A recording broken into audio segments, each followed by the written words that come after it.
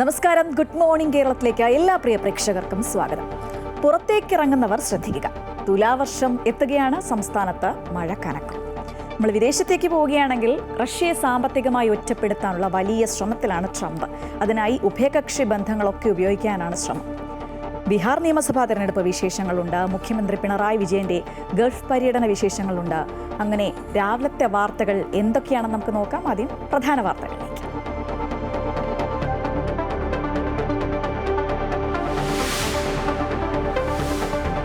സംസ്ഥാനത്ത് ഇനി പെരുമഴക്കാലം. തുലാവർഷം ഇന്നെത്തും. കോട്ടയം, ഇടുക്കി ജില്ലകളിൽ ഓറഞ്ച് അലർട്ട്, 9 ജില്ലകളിൽ യെല്ലോ അലർട്ട്. തെക്കൻ മധ്യ ജില്ലകളിൽ ഇന്നും നാളെയും ഇടിമിന്നലോട് കൂടിയ മഴയെന്ന് കാലാവസ്ഥാ നിരീക്ഷണ കേന്ദ്രം. മണിക്കൂറിൽ 50 കിലോമീറ്റർ വേഗതയിൽ കാറ്റിനും സാധ്യത. കേരള, ലക്ഷദ്വീപ് തീരങ്ങളിൽ മീൻപിടുത്തത്തിന് വിലക്ക്.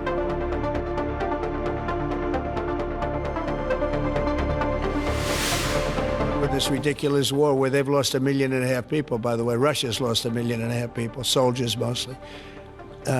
This is a war that should have never started, but it's a war that Russia should have won in the first week, and they're going into the 4th year, and I want to see it stop. റഷ്യയിൽ നിന്ന് എണ്ണ വാങ്ങുന്നത് India നിർത്തുമെന്ന് പ്രധാനമന്ത്രി നരേന്ദ്രമോദി ഉറപ്പു നൽകിയെന്ന് US president Donald Trump. റഷ്യയെ സാമ്പത്തികമായി ഒറ്റപ്പെടുത്താനുള്ള ശ്രമങ്ങളിലെ വലിയ ചുവടുവയ്പ്പെന്ന് ട്രംപ്. പ്രതികരിക്കാതെ വാഷിംഗ്ടണിലെ ഇന്ത്യൻ എംബസി.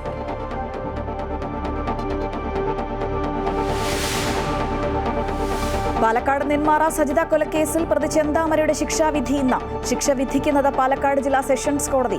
വധശിക്ഷ വിധിക്കണമെന്ന് പ്രോസിക്യൂഷനും കുടുംബവും.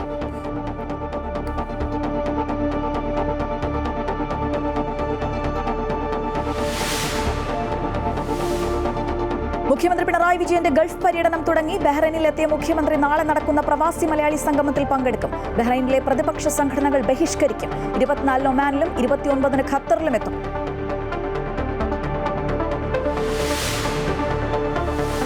ബീഹാറിലെ 1ാം ഘട്ട നിയമസഭാ തെരഞ്ഞെടുപ്പിനുള്ള നാമനിർദ്ദേശ പത്രിക സമർപ്പിക്കാനുള്ള തീയതി നാളെ അവസാനിക്കും. മഹാസഖ്യത്തിന്റെ സ്ഥാനാർത്ഥി പ്രഖ്യാപനം ഇന്നുണ്ടാകും.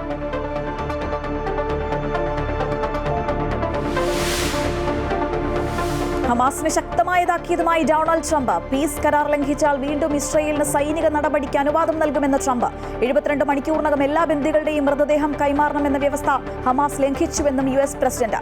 ബന്ദികളുടെ മൃതദേഹങ്ങൾ തകർന്ന കെട്ടിടാവശിഷ്ടങ്ങൾക്കിടയിലെന്നും കണ്ടെടുക്കാൻ സമയവും സംവിധാനങ്ങളും വേണമെന്നും ഹമാസ്. സംസ്ഥാനത്ത് ശക്തമായ മഴ തുടരും. തുലാവർഷത്തിന് ഇന്ന് തുടക്കമാവുകയാണ്. കോട്ടയം, ഇടുക്കി ജില്ലകളിൽ ഇന്ന് ഓറഞ്ച് അലർട്ട് പ്രഖ്യാപിച്ചിട്ടുണ്ട്. 7 ജില്ലകളിൽ യെല്ലോ അലർട്ടാണ്. ശക്തമായ കാറ്റിനും ഇടിമിന്നലിനും സാധ്യതയുണ്ടെന്നും കാലാവസ്ഥാ നിരീക്ഷണ കേന്ദ്രം അറിയിച്ചിട്ടുണ്ട്. വിവരങ്ങളുമായി രജത്ത് ചേരുകയാണ്. രജത്തിലേക്ക് തന്നെ നമുക്ക് പോകാം. Rajat, good morning. എന്തായാലും വലിയ മഴയാണ് വരുന്നത്. ആളുകൾ കരുതിയിരിക്കേണ്ട എന്തൊക്കെയാണ് മുന്നറിയിപ്പ്? തീർച്ചയായും ശ്രീജ, രാവിലെ തന്നെ ആകാശം മേഘാവൃതമാണ്. ശക്തമായ മഴ തന്നെ ഉണ്ടാകും. Orange alert പ്രഖ്യാപിച്ചിട്ടുള്ളത്. കോട്ടയം ജില്ലകളിൽ ഇന്ന് ഓറഞ്ച് അലർട്ട് പ്രഖ്യാപിച്ചിട്ടുണ്ട്. നാളെ എറണാകുളം ജില്ലയിൽ ഓറഞ്ച് അലർട്ട് പ്രഖ്യാപിച്ചിട്ടുണ്ട്. എന്നിട്ട് ഇതിനോട് ചേർന്ന് കിടക്കുന്ന മറ്റ് ജില്ലകളിലൊക്കെ സമാനമായ മഴ ഉണ്ടാകും എന്ന് തന്നെയാണ് അറിയിച്ചിട്ടുള്ളത്. നിലവിൽ ഇപ്പോൾ ശക്തമായ മഴയ്ക്കുള്ള തയ്യാറെടുപ്പ് തന്നെ നമുക്ക് കാണാൻ കഴിയും. എന്ത് തന്നെയായാലും 6 ജില്ലകളിലാണ് യെല്ലോ അലർട്ട് പ്രഖ്യാപിച്ചിട്ടുള്ളത്. തിരുവനന്തപുരം, കൊല്ലം, പത്തനംതിട്ട, ആലപ്പുഴ, എറണാകുളം, കൊല്ലം, പത്തനംതിട്ട, ആലപ്പുഴ, എറണാകുളം, തൃശൂർ, മലപ്പുറം ജില്ലകളിലാണ് ഇന്ന് യെല്ലോ അലർട്ട് പ്രഖ്യാപിച്ചിരിക്കുന്നത്. മഴ ശക്തമാകുന്ന സാഹചര്യത്തിൽ കർശനമായ നിർദ്ദേശങ്ങളാണ് ഇതിനോടകം തന്നെ കാലാവസ്ഥാ നിരീക്ഷണ കേന്ദ്രം നൽകിയിട്ടുള്ളത്. ശക്തമായ ഇടിമിന്നൽ ഉണ്ടാകാനുള്ള സാധ്യതയുണ്ട്. അതിനാൽ തന്നെ ആളുകൾ ജാഗ്രത പാലിക്കണമെന്ന് നിർദ്ദേശം നൽകിയിട്ടുണ്ട്. ഒപ്പം ശക്തമായ കാറ്റിനും സാധ്യതയുണ്ട്. 50 കിലോമീറ്റർ വരെ വേഗത്തിൽ കാറ്റ് വീശാനുള്ളൊരു സാധ്യതയുണ്ട്. അതുകൊണ്ട് തന്നെ തീരപ്രദേശങ്ങളിൽ താമസിക്കുന്നവർ കർശനമായ ജാഗ്രത പാലിക്കണം എന്നും അറിയിച്ചിട്ടുണ്ട്. ഈ കേരള ലക്ഷദ്വീപ് മേഖലകളിലേക്കുള്ള മത്സ്യബന്ധനത്തിന് പോകുന്നതിനും വിലക്ക് ഏർപ്പെടുത്തിയിട്ടുണ്ട്. ഇന്നലെയും ശക്തമായ മഴ തുടരുന്നു. കഴിഞ്ഞ ദിവസം രാത്രി മുതലാണ് മഴ ശക്തമാകുന്ന ഒരു സാഹചര്യത്തിലേക്ക് വന്നത്. ഇന്നിപ്പോൾ അത് തുടരുകയാണ്. തുലാവർഷം ഇന്നു മുതൽ സംസ്ഥാനത്ത് ശക്തമാകും എന്ന് തന്നെയാണ് അറിയിച്ചിട്ടുള്ളത്.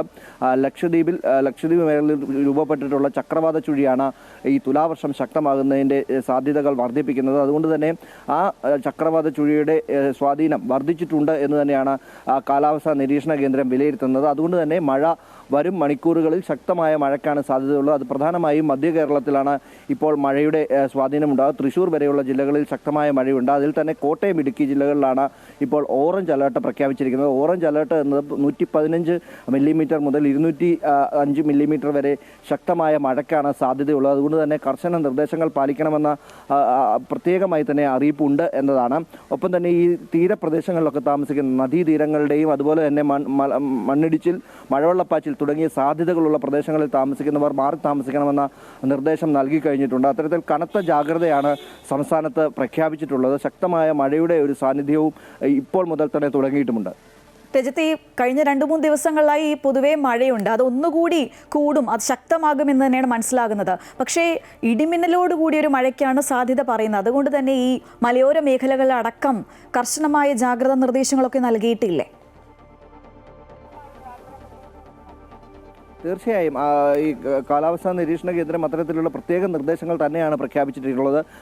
ഇടിമിന്നൽ തന്നെയാണ് ഏറ്റവും വലിയ പ്രശ്നം. അതുകൊണ്ട് തന്നെ തുറസായ സ്ഥലങ്ങളിലൊന്നും ആളുകൾ നിൽക്കരുത്. ഒപ്പം തന്നെ മൈതാനങ്ങളിൽ ഉൾപ്പെടെ ആളുകൾ നിൽക്കുന്നത് വിലക്ക് ഏർപ്പെടുത്തിയിട്ടുണ്ട്. അത്തരത്തിൽ സുരക്ഷിതമായ സ്ഥലങ്ങളിലേക്ക് ആളുകൾ മാറി നിൽക്കണമെന്നത് തന്നെയാണ് ഈ ഇടിമിന്നലിൻ്റെ ഒരു സാധ്യത. സാധാരണ നിലയിൽ തുലാവർഷം ആരംഭിച്ചു കഴിഞ്ഞാൽ ഉച്ചയ്ക്ക് ശേഷം ശക്തമായ മഴയിലേക്ക് പോകുന്ന ഒരു സാഹചര്യമായിരുന്നു. എന്നാൽ ഇപ്പോഴത്തെ കാലാവസ്ഥ തന്നെ വെച്ച് നോക്കുകയാണെങ്കിൽ രാവിലെ മുതൽ തന്നെ ശക്തമായ മഴയിലേക്ക് കാര്യങ്ങൾ പോകുന്നു. മഴ ചാറി തുടങ്ങിയിട്ടുണ്ട്. നിലവിലിപ്പോൾ അത്തരമായ ശക്തമായ മഴയിലേക്ക് കാര്യങ്ങൾ നീങ്ങുകയാണെങ്കിൽ കർശന നിർദ്ദേശങ്ങൾ ആളുകൾ പാലിക്കണമെന്ന ഒരു ജാഗ്രതാ നിർദ്ദേശം ഇതിനോടകം തന്നെ കാലാവസ്ഥാ നിരീക്ഷണ കേന്ദ്രം നൽകി കഴിഞ്ഞിട്ടുണ്ട്. ഇനി ആളുകളാണ് വിചാരിക്കേണ്ടത്. കാരണം കൃത്യമായ സുരക്ഷാ ക്രമീകരണങ്ങൾ അവർ പാലിക്കണം എന്നത് തന്നെയാണ്. നമുക്കറിയാം കഴിഞ്ഞ വർഷങ്ങളിലൊക്കെ കഴിഞ്ഞ മഴ സീസണൊക്കെയും എടുത്തു നോക്കുകയാണെങ്കിൽ ഇടിമിന്നലേറ്റ് കൂടുതൽ മരണങ്ങൾ റിപ്പോർട്ട് ചെയ്തൊരു സാഹചര്യമുണ്ട്. അത്തരം കാര്യങ്ങളിലേക്ക് പോകാതിരിക്കുന്നതിനാണ് ഈ മിന്നൽ തന്നെ ഒരു വലിയ കർശന നിർദ്ദേശം തന്നെ അല്ലെങ്കിൽ ജാഗ്രതാ നിർദ്ദേശം തന്നെ കാലാവസ്ഥാ നിരീക്ഷണ കേന്ദ്രം പ്രഖ്യാപിക്കുന്നത്.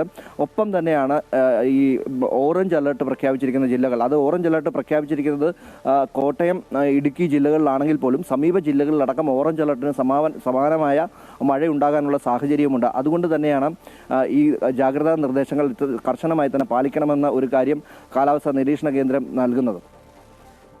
ശരി രജിത്ത്, എന്തായാലും സംസ്ഥാനത്ത് മഴ ശക്തമാകുമെന്നുള്ളൊരു മുന്നറിയിപ്പാണ് വരുന്നത്. കാരണം തുലാവർഷം ഇന്ന് തുടങ്ങുകയാണ്. കോട്ടയം, ഇടുക്കി ജില്ലകളിലൊക്കെ ഓറഞ്ച് അലർട്ട് പ്രഖ്യാപിച്ചിട്ടുണ്ട്. അതുകൊണ്ട് എല്ലാവരും ശ്രദ്ധിക്കുക. വിവരങ്ങൾ ഒപ്പം ചേരുകയായിരുന്നു രജിത്ത്. എന്തായാലും നമ്മളിന്ന് വിദേശത്തേക്ക് പോവുകയാണ്. റഷ്യയിൽ നിന്ന് എണ്ണ വാങ്ങുന്നത് ഇന്ത്യ നിർത്തുമെന്ന് പ്രധാനമന്ത്രി നരേന്ദ്രമോദി ഉറപ്പ് നൽകിയെന്ന് US പ്രസിഡന്റ് ഡൊണാൾഡ് ട്രംപ്. സാമ്പത്തികമായി ഒറ്റപ്പെടുത്താനുള്ള ശ്രമങ്ങളിലെ ഒരു വലിയ ചുവടുവെപ്പായിരിക്കും ഇതെന്ന് ട്രംപ് വൈറ്റ് ഹൗസിൽ പറഞ്ഞു. എന്നാൽ ഇതേക്കുറിച്ചുള്ള ചോദ്യത്തിന് വാഷിംഗ്ടണിലെ ഇന്ത്യൻ എംബസി പ്രതികരിച്ചിട്ടില്ല. റഷ്യയിൽ നിന്ന് എണ്ണ ഇന്ത്യ വാങ്ങുന്നതിൽ താൻ സന്തുഷ്ടനായിരുന്നില്ലെന്നും റഷ്യയിൽ നിന്ന് എണ്ണ വാങ്ങിയാൽ വാങ്ങില്ലെന്നും നരേന്ദ്രമോദി തനിക്ക് ഉറപ്പ് നൽകിയെന്നാണ് ട്രംപ് പറയുന്നത്. ചൈനയും സമാന നടപടിക്ക് പ്രേരിപ്പിക്കുമെന്നും ട്രംപ് കൂട്ടിച്ചേർത്തു. റഷ്യയിൽ നിന്ന് എണ്ണ വാങ്ങുന്നത് ഇന്ത്യ നിർത്തിയാൽ ആഗോള ഊർജ്ജ നയതന്ത്രത്തിലെ സമവാക്യങ്ങളിലെ നിർണായകമായ മാറ്റമാവും വരിക. യുക്രൈനുമായുള്ള യുദ്ധം തുടരുന്നതിനിടെ റഷ്യയുടെ എണ്ണ വിൽപ്പന കുറച്ച് ഉപരോധത്തിലാക്കാനാണ് അമേരിക്കയുടെ നീക്കം. This ridiculous war where they've lost 1.5 million people, by the way. Russia's lost 1.5 million people, soldiers mostly. This is a war that should have never started, but it's a war that Russia should have won in the first week. And they're going into the 4th year, and I want to see it stop. So I was not happy that India was buying oil, and he assured me today that they will not be buying oil from Russia. That's a big stop. And he's assured me there will be no oil purchased from Russia. I don't know, maybe that's a breaking story. Can I say that? Would you say? There will be no oil. He's not buying his oil from Russia. It started. You know, you can't do it immediately. It's a little bit of a process, but the process is going to be over with soon. Continue on with this ridiculous war where they've lost it. കഴിഞ്ഞ ദിവസമൊക്കെ തുടങ്ങിയ ഒരു വിവാദത്തിലേക്കാണ് നമ്മളിനി പോകുന്നത്. കൊച്ചി പള്ളുരുത്തി സ്കൂളിലെ ഹിജാബ് വിഷയം അങ്ങനെ നീളുകയാണ്. വിദ്യാർത്ഥി ഇന്നും സ്കൂളിൽ എത്തില്ല, ഹിജാബ് ധരിക്കാതെ സ്കൂളിൽ വരാമെന്ന സമ്മതപത്രം വേണം എന്ന നിലപാടിലാണ് സ്കൂൾ. എന്നാൽ തീരുമാനമെടുത്തിട്ടില്ല എന്നാണ് കുട്ടിയുടെ പിതാവ് പറയുന്നത്. വിഷയത്തിൽ വിദ്യാഭ്യാസ മന്ത്രി വി ശിവൻകുട്ടി കഴിഞ്ഞ ദിവസം നിലപാട് മയപ്പെടുത്തിയിരുന്നു. സ്കൂൾ തലത്തിൽ തന്നെ പ്രശ്നം പരിഹരിക്കണം എന്നാണ് സർക്കാർ നിലപാടെന്നാണ് കഴിഞ്ഞ ദിവസം മന്ത്രി വ്യക്തമാക്കിയത്. വിവരങ്ങളുമായി അശ്വതി ചേരുകയാണ്. അശ്വതി, ഈ വിഷയം ഇങ്ങനെ നീളുകയാണ്. തങ്ങളുടെ സ്കൂളിന് തങ്ങളുടേതായിട്ടുള്ളൊരു നിലപാടുണ്ട് എന്ന് തന്നെയാണ് സ്കൂൾ മാനേജ്മെൻറ്റ് പറയുന്നത്. പക്ഷേ കുട്ടിയുടെ പിതാവാണെങ്കിൽ തീരുമാനം എടുത്തിട്ടുമില്ല. ഈ വിഷയം അതങ്ങനെ നീളുകയല്ലേ? തീർച്ചയായിട്ടും ഈ സെൻറ് ട്രീസ സ്കൂളിലുള്ള ഈ വിവാദം ഇങ്ങനെ നീളുകയാണ്. അത് ഒത്തുതീർപ്പാക്കി എന്ന ചില കാര്യങ്ങൾ കഴിഞ്ഞ ദിവസങ്ങളിൽ ഉണ്ടായിരുന്നു. പക്ഷേ അങ്ങനെയല്ല എന്നാണ് ഈ സ്ഥിതിഗതികൾ എന്നാണ് മനസ്സിലാക്കുന്നത്. കഴിഞ്ഞ ദിവസം സ്കൂൾ വീണ്ടും തുറന്നിരുന്നു. കനത്ത പോലീസ് കാവലിലായിരുന്നു സ്കൂൾ തുറന്നത്. പക്ഷേ അപ്പോഴും ഈ വിദ്യാർത്ഥി 8ാം ക്ലാസ് വിദ്യാർത്ഥി സ്കൂളിലേക്ക് എത്തിയിരുന്നില്ല. ആരോഗ്യ കാരണങ്ങളാൽ 2 ദിവസത്തേക്ക് അവധിയെടുക്കുന്നു എന്നാണ് അന്ന് കഴിഞ്ഞ ദിവസം പറഞ്ഞിരുന്നത്. പക്ഷേ വിദ്യാർത്ഥി ഇന്നും സ്കൂളിലേക്ക് വരുന്നില്ല എന്നതാണ് പിതാവ് പറയുന്നത്. അതിൽ പ്രധാനമായും പറയുന്ന ഒരു കാരണം എന്നത് ഈ ഹിജാബ് വിഷയത്തിൽ ഒരു തീരുമാനം ഇതുവരെ എടുത്തിട്ടില്ല എന്നതാണ്. സ്കൂളിൻ്റെ നിലപാട് ഈ ഹിജാബ് ഇല്ലാതെ തന്നെ സ്കൂളിലേക്ക് വരാൻ തനിക്ക് കുഴപ്പമില്ല എന്ന് കുട്ടിയുടെ പിതാവ് സമ്മതപത്രം എഴുതി നൽകണമെന്നതാണ്. കാരണം പിന്നീട് ഒരു പ്രശ്നമുണ്ടായാൽ അത് സ്കൂളിനെ ബാധിക്കും. അതുകൊണ്ടാണ് ഈ സമ്മതപത്രം വേണമെന്ന് സ്കൂൾ വ്യക്തമാക്കുന്നത്. പക്ഷേ അക്കാര്യത്തിൽ ഒരു തീരുമാനം എടുത്തിട്ടില്ല എന്ന് തന്നെയാണ് കുട്ടിയുടെ പിതാവ് പറയുന്നത്. അതുകൊണ്ട് ഈ ഒരു പ്രശ്നം ഇങ്ങനെ നീണ്ടുപോവുകയാണ്. സ്കൂൾ യൂണിഫോം സംബന്ധിച്ച കാര്യങ്ങൾ മാനേജ്മെൻറ്റിന് തീരുമാനിക്കാം എന്നതാണ് അത് നിയമം. അതുമാത്രമല്ല, കഴിഞ്ഞ ദിവസം വിദ്യാഭ്യാസ മന്ത്രി വി ശിവൻകുട്ടിയും ഇക്കാര്യം തന്നെ പറഞ്ഞിരുന്നു. പക്ഷേ വേണമെങ്കിൽ ഈ മറ്റ് സ്കൂളുകളിലൊക്കെ പലയിടത്തും ചെയ്യുന്നത് പോലെ ഈ ശിരോവസ്ത്രത്തിൻ്റെ കാര്യത്തിൽ ചെയ്യുന്നത് പോലെ ഈ യൂണിഫോമിൻ്റെ അതേ നിറത്തിലുള്ള ശിരോവസ്ത്രം ധരിക്കാം. അങ്ങനെയൊക്കെ അങ്ങോട്ടും ഇങ്ങോട്ടും ഒരു സഹകരണത്തോടെ ഇത് തീർക്കുകയാണെങ്കിൽ തീരട്ടെ, അങ്ങനെ സ്കൂളിൽ തന്നെ ഈ പ്രശ്നം തീരുകയാണെങ്കിൽ തീരട്ടെ എന്നതാണ് സർക്കാർ നിലപാടെന്നും മന്ത്രി വ്യക്തമാക്കിയിരുന്നു. എന്തായാലും അത്തരത്തിലുള്ള ഒരു കാര്യത്തിലേക്ക് നിലവിൽ പോകുന്നില്ല. കാരണം സെൻറ് റീത്ത സ്കൂൾ മാനേജ്മെൻറ്റും PTA വളരെ വ്യക്തമായിട്ട് പറയുന്നു, ഈ ഹിജാബ് ഇവിടെ അനുവദിക്കില്ല. സ്കൂൾ യൂണിഫോം എന്ന് പറയുന്നത് എല്ലാവർക്കും ഒരുപോലെ തന്നെയാണ് എന്ന് പറയുന്നു. മാത്രമല്ല, കഴിഞ്ഞ ദിവസം ഉണ്ടായ റിപ്പോർട്ടിൻ്റെ ഒക്കെ അടിസ്ഥാനം മന്ത്രി റിപ്പോർട്ട് ആവശ്യപ്പെട്ടതുമായി ബന്ധപ്പെട്ട കാര്യങ്ങൾ അത്തരത്തിലുള്ള വിഷയങ്ങളിൽ നിയമപരമായി കോടതിയെ സമീപിക്കുമെന്ന് തന്നെയാണ് സെൻറ് റീത്ത സ്കൂളിൻ്റെ പ്രിൻസിപ്പൽ കഴിഞ്ഞ ദിവസം വ്യക്തമാക്കിയത്. എന്തായാലും സ്കൂളിൻ്റെ നിലപാട് ഇങ്ങനെ തന്നെയാണ്. അതിൽ ഉറച്ചു നിൽക്കുകയാണ് സ്കൂൾ മാനേജ്മെൻറ്റും അതുപോലെ തന്നെ PTA. പക്ഷേ അതോടൊപ്പം തന്നെ കുട്ടിക്ക് വിദ്യാഭ്യാസം നിഷേധിക്കുന്നില്ല. കുട്ടിക്ക് ഇവിടെ വന്ന് പഠിക്കണമെങ്കിൽ അതിൽ ഒരു പ്രശ്നവുമില്ല. ഇതിനു മുൻപും കുട്ടി ഇവിടെ വന്ന് പഠിച്ചിട്ടുണ്ട്.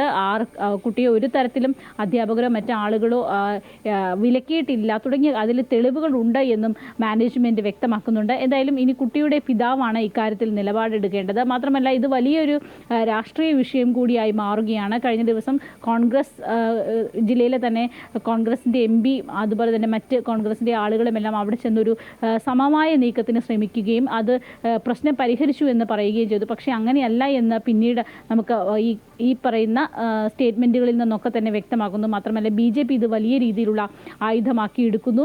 സർക്കാർ നിലപാട് ഒരു ഭാഗത്ത് നിൽക്കുന്നു. അങ്ങനെ വലിയ രാഷ്ട്രീയമായിട്ടുള്ളൊരു വിഷയം കൂടിയായി ഇത് മാറുകയാണ്. പ്രത്യേകിച്ച് തദ്ദേശ സ്വയംഭരണ സ്ഥാപനങ്ങളിലേക്കുള്ള തെരഞ്ഞെടുപ്പ് വരുന്ന ഒരു സാഹചര്യത്തിൽ പള്ളുരുത്തി കേന്ദ്രമാക്കി, പ്രത്യേകിച്ച് കൊച്ചിയുടെ മേഖലകൾ കേന്ദ്രമാക്കിയൊക്കെ ഇത് വലിയ ചർച്ചാ വിഷയമാകുമെന്ന കാര്യത്തിൽ സംശയമില്ല. എന്തായാലും ഈ വിഷയം ഇങ്ങനെ നീളുകയാണ്. മാത്രമല്ല, ഇനിയും ഇത് കോടതിയുടെ പരിഗണനയിലേക്ക് വരും എന്നതാണ് ഇതിൽ ഏറ്റവും ശ്രദ്ധേയം. ശ്രീജ. അശ്വതി, ഈ പറഞ്ഞതുപോലെ ഇതൊരു രാഷ്ട്രീയ വിഷയമായി മാറുകയാണ്. നമുക്കറിയാം, വിദ്യാഭ്യാസ മന്ത്രി ഈ ഒരു വിഷയത്തിൽ പ്രതികരണം ചോദിച്ചിരുന്നു, അല്ലെങ്കിൽ ഇടപെടൽ നടത്തണമെന്നുള്ള ആവശ്യമൊക്കെ ഉന്നയിച്ചിരുന്നു. പക്ഷേ അദ്ദേഹം കഴിഞ്ഞ ദിവസം നിലപാട് മയപ്പെടുത്തുന്നതാണ് കണ്ടത്. കാരണം അതിൻ്റെ പിന്നിലും ഈ ഒരു ഈ പറഞ്ഞതുപോലെ അശ്വതി സൂചിപ്പിച്ചൊരു കാര്യം തന്നെയാണ്. ആ ഒരു സാഹചര്യത്തിൽ സർക്കാർ ഇടപെടൽ ഈ ഒരു വിഷയത്തിൽ ഇനി എത്ര കണ്ടുണ്ടാകാനാണ് സാധ്യത? ഇതിൽ സർക്കാർ നേരത്തെ പറഞ്ഞ കാര്യം, അതായത് ആദ്യഘട്ടത്തിൽ പറഞ്ഞ കാര്യം, ഈ കുട്ടിക്ക് വിദ്യാഭ്യാസം നിഷേധിച്ചു എന്നുള്ളൊരു സ്റ്റേറ്റ്മെൻ്റ് ഒക്കെ മന്ത്രിയുടെ ഭാഗത്തു നിന്ന് ഉണ്ടായിരുന്നു. മാത്രമല്ല, ഈ ശിരോവസ്ത്രം ധരിച്ചുകൊണ്ട് ഹിജാബ് ധരിച്ചുകൊണ്ട് കുട്ടിക്ക് സ്കൂളിൽ പ്രവേശിക്കാം എന്നൊരു നിലപാട് സർക്കാർ എടുക്കുകയാണെങ്കിൽ അത് സർക്കുലറായിട്ട് വേണം എന്നത് തന്നെയാണ് മറ്റ് ആളുകൾ എല്ലാവരും പറയുന്നത്. മറ്റ് രാഷ്ട്രീയ പാർട്ടികളെല്ലാം ആവശ്യപ്പെടുന്നത്. കാരണം അങ്ങനെയെങ്കിൽ മാത്രമാണ് അതിനെ കോടതിയിൽ ചലഞ്ച് ചെയ്യാനും മറ്റും സാധിക്കുകയുള്ളൂ. മാത്രമല്ല, അതിൽ BJP ചൂണ്ടിക്കാണിക്കുന്നത് സുപ്രീം കോടതിയുടെ വിധിയെ തന്നെയാണ്. അപ്പോൾ അത്തരത്തിൽ നിയമപരമായ കാര്യങ്ങളും രാഷ്ട്രീയപരമായ കാര്യങ്ങളും ഇതിൽ കെട്ടുമിണഞ്ഞ് കിടക്കുകയാണ്. അതിൽ രാഷ്ട്രീയ പാർട്ടികൾ സ്വന്തമായി എടുക്കുന്ന നിലപാടുകൾ വളരെ പ്രാധാന്യം അർഹിക്കുന്നതാണ്. മാത്രമല്ല ഇതിൽ ഈ കുട്ടിയുടെ പിതാവിനൊപ്പം പ്രത്യേകിച്ച് രക്ഷിതാക്കൾക്കൊപ്പം അവിടെ SDP അടക്കമുള്ള ആളുകളുടെ ചില ആളുകൾ കൂടി ആ പാർട്ടിയിൽ പ്രവർത്തിക്കുന്ന വളരെ പ്രമുഖരായിട്ടുള്ള ആളുകൾ കൂടി സ്കൂളിലേക്ക് എത്തി എന്നതാണ് BJP ആരോപിക്കുന്ന പ്രധാനപ്പെട്ട ഒരു വിഷയം. കഴിഞ്ഞ ദിവസം ഷോൺ ജോർജ് അടക്കമുള്ള ആളുകൾ ഈ വിഷയത്തിൽ മാധ്യമങ്ങളെ വിളിച്ച് വാർത്താ സമ്മേളനത്തിൽ തന്നെ ഇത് വ്യക്തമാക്കുകയും ചെയ്തു. SDP അടക്കമുള്ള സംഘടനകളുടെ ആളുകൾ ഈ മാതാപിതാക്കൾക്കൊപ്പം സ്കൂളിലെത്തുകയും വലിയ രീതിയിലുള്ള ഒരു ഭീകര അന്തരീക്ഷം അവിടെ സൃഷ്ടിക്കുകയും ചെയ്തു എന്നാണ് BJPയുടെ ആരോപണം. ഇത് സംബന്ധിച്ചിട്ടുള്ള CCTV ദൃശ്യങ്ങളുമുണ്ട് എന്നും അവർ അവകാശപ്പെടുന്നു. അതുകൊണ്ട് തന്നെ ഇത് ആ തരത്തിൽ ഒരു വലിയ രാഷ്ട്രീയ വിഷയമായിട്ട് വരികയാണ്. പ്രത്യേകിച്ച് വർഗീയ ധ്രുവീകരണം സംബന്ധിച്ച ഒരു കാര്യമാണ്, അത്തരത്തിലുള്ളൊരു ആരോപണമാണ് BJP മുന്നോട്ട് വയ്ക്കുന്നത്. എന്തായാലും CPM ഇതിൽ സർക്കാർ നിലപാട് എങ്ങനെയാണോ അങ്ങനെയാണ്. പക്ഷേ അക്കാര്യത്തിൽ കഴിഞ്ഞ ദിവസം മന്ത്രിയും നിലപാട് മയപ്പെടുത്തുകയാണ് ചെയ്തത്. മാത്രമല്ല ഈ വിഷയത്തിൽ മന്ത്രി പലതവണ ഇതിൽ നിലപാടിൽ മാറ്റം വരുത്തിയതാണ് വലിയ രീതിയിലുള്ള ഒരു വിമർശനങ്ങൾക്കും ഇടയാക്കിയിരിക്കുന്നത്. മന്ത്രിയുടെ നിലപാടിൽ ഇങ്ങനെ മാറ്റം വരുന്നത് ഈ പ്രശ്നം കൂടുതൽ വഷളാക്കുകയാണ് ചെയ്തിരിക്കുന്നത് എന്ന് പറയുന്നു. മാത്രമല്ല ഇത് വലിയ നിസ്സാരവൽക്കരിക്കുന്ന ഒരു സ്ഥിതിയും ഒരു ഘട്ടത്തിൽ ഉണ്ട്. പക്ഷേ അങ്ങനെയല്ല, കുറെ കൂടി വലിയ മുതിർന്ന ആളുകൾ ഇതിൽ ഇടപെടുകയും കുറെ കൂടി സംഘടനകളും മറ്റു ആളുകളും ഇതിലേക്ക് ഇടപെടുകയും ചെയ്യുന്നതോടുകൂടി അത്ര നിസ്സാരമായി കാണേണ്ട ഒരു സ്ഥിതിയല്ല നിലവിൽ ഉള്ളത് എന്ന് മനസ്സിലാക്കുന്നു. മാത്രമല്ല കുട്ടി നിലവിൽ അവിടെ സ്കൂളിലേക്ക് ഇന്നും എത്തില്ല എന്ന് തന്നെയാണ് കുട്ടിയുടെ പിതാവും അറിയിക്കുന്നത്. ശ്രീജ. ശരി അശ്വതി, എന്തായാലും കൊച്ചി പള്ളുരുത്തി സ്കൂളിലെ ഹിജാബ് വിഷയം ഇങ്ങനെ നീളുകയാണ്. ഈ ഹിജാബ് ധരിക്കാതെ സ്കൂളിൽ വരാമെന്ന സമ്മതപത്രം വേണമെന്നുള്ളൊരു നിലപാടിൽ തന്നെയാണ് സ്കൂൾ. പക്ഷേ തീരുമാനമെടുത്തിട്ടില്ല എന്ന കുട്ടിയുടെ പിതാവും പറയുന്നു. അതുകൊണ്ട് തന്നെ വിഷയത്തിൽ ഇനി സർക്കാർ ഇടപെടൽ ഉണ്ടാകുമോ? ഈ രാഷ്ട്രീയ വിഷയമായി ഇത് മാറിക്കഴിഞ്ഞപ്പോൾ എന്തായിരിക്കും ഇനി തുടർന്നുള്ള കാര്യങ്ങളെന്നൊക്കെ കാത്തിരുന്ന് തന്നെ കാണുവിവരങ്ങളുമായി ഒപ്പം ചേരുകയായിരുന്നു അശ്വതി. മുഖ്യമന്ത്രി പിണറായി വിജയന്റെ ഗൾഫ് പര്യടനം തുടങ്ങിയിരിക്കുകയാണ്. ബഹ്റൈനിലെത്തിയ മുഖ്യമന്ത്രി നാളെ നടക്കുന്ന പ്രവാസി മലയാളി സംഗമത്തിൽ പങ്കെടുക്കും. ബഹ്റൈനിലെ പ്രതിപക്ഷ സംഘടനകൾ ബഹിഷ്കരിക്കും. 24 ഒമാനിലും 29 ഖത്തറിലും എത്തും.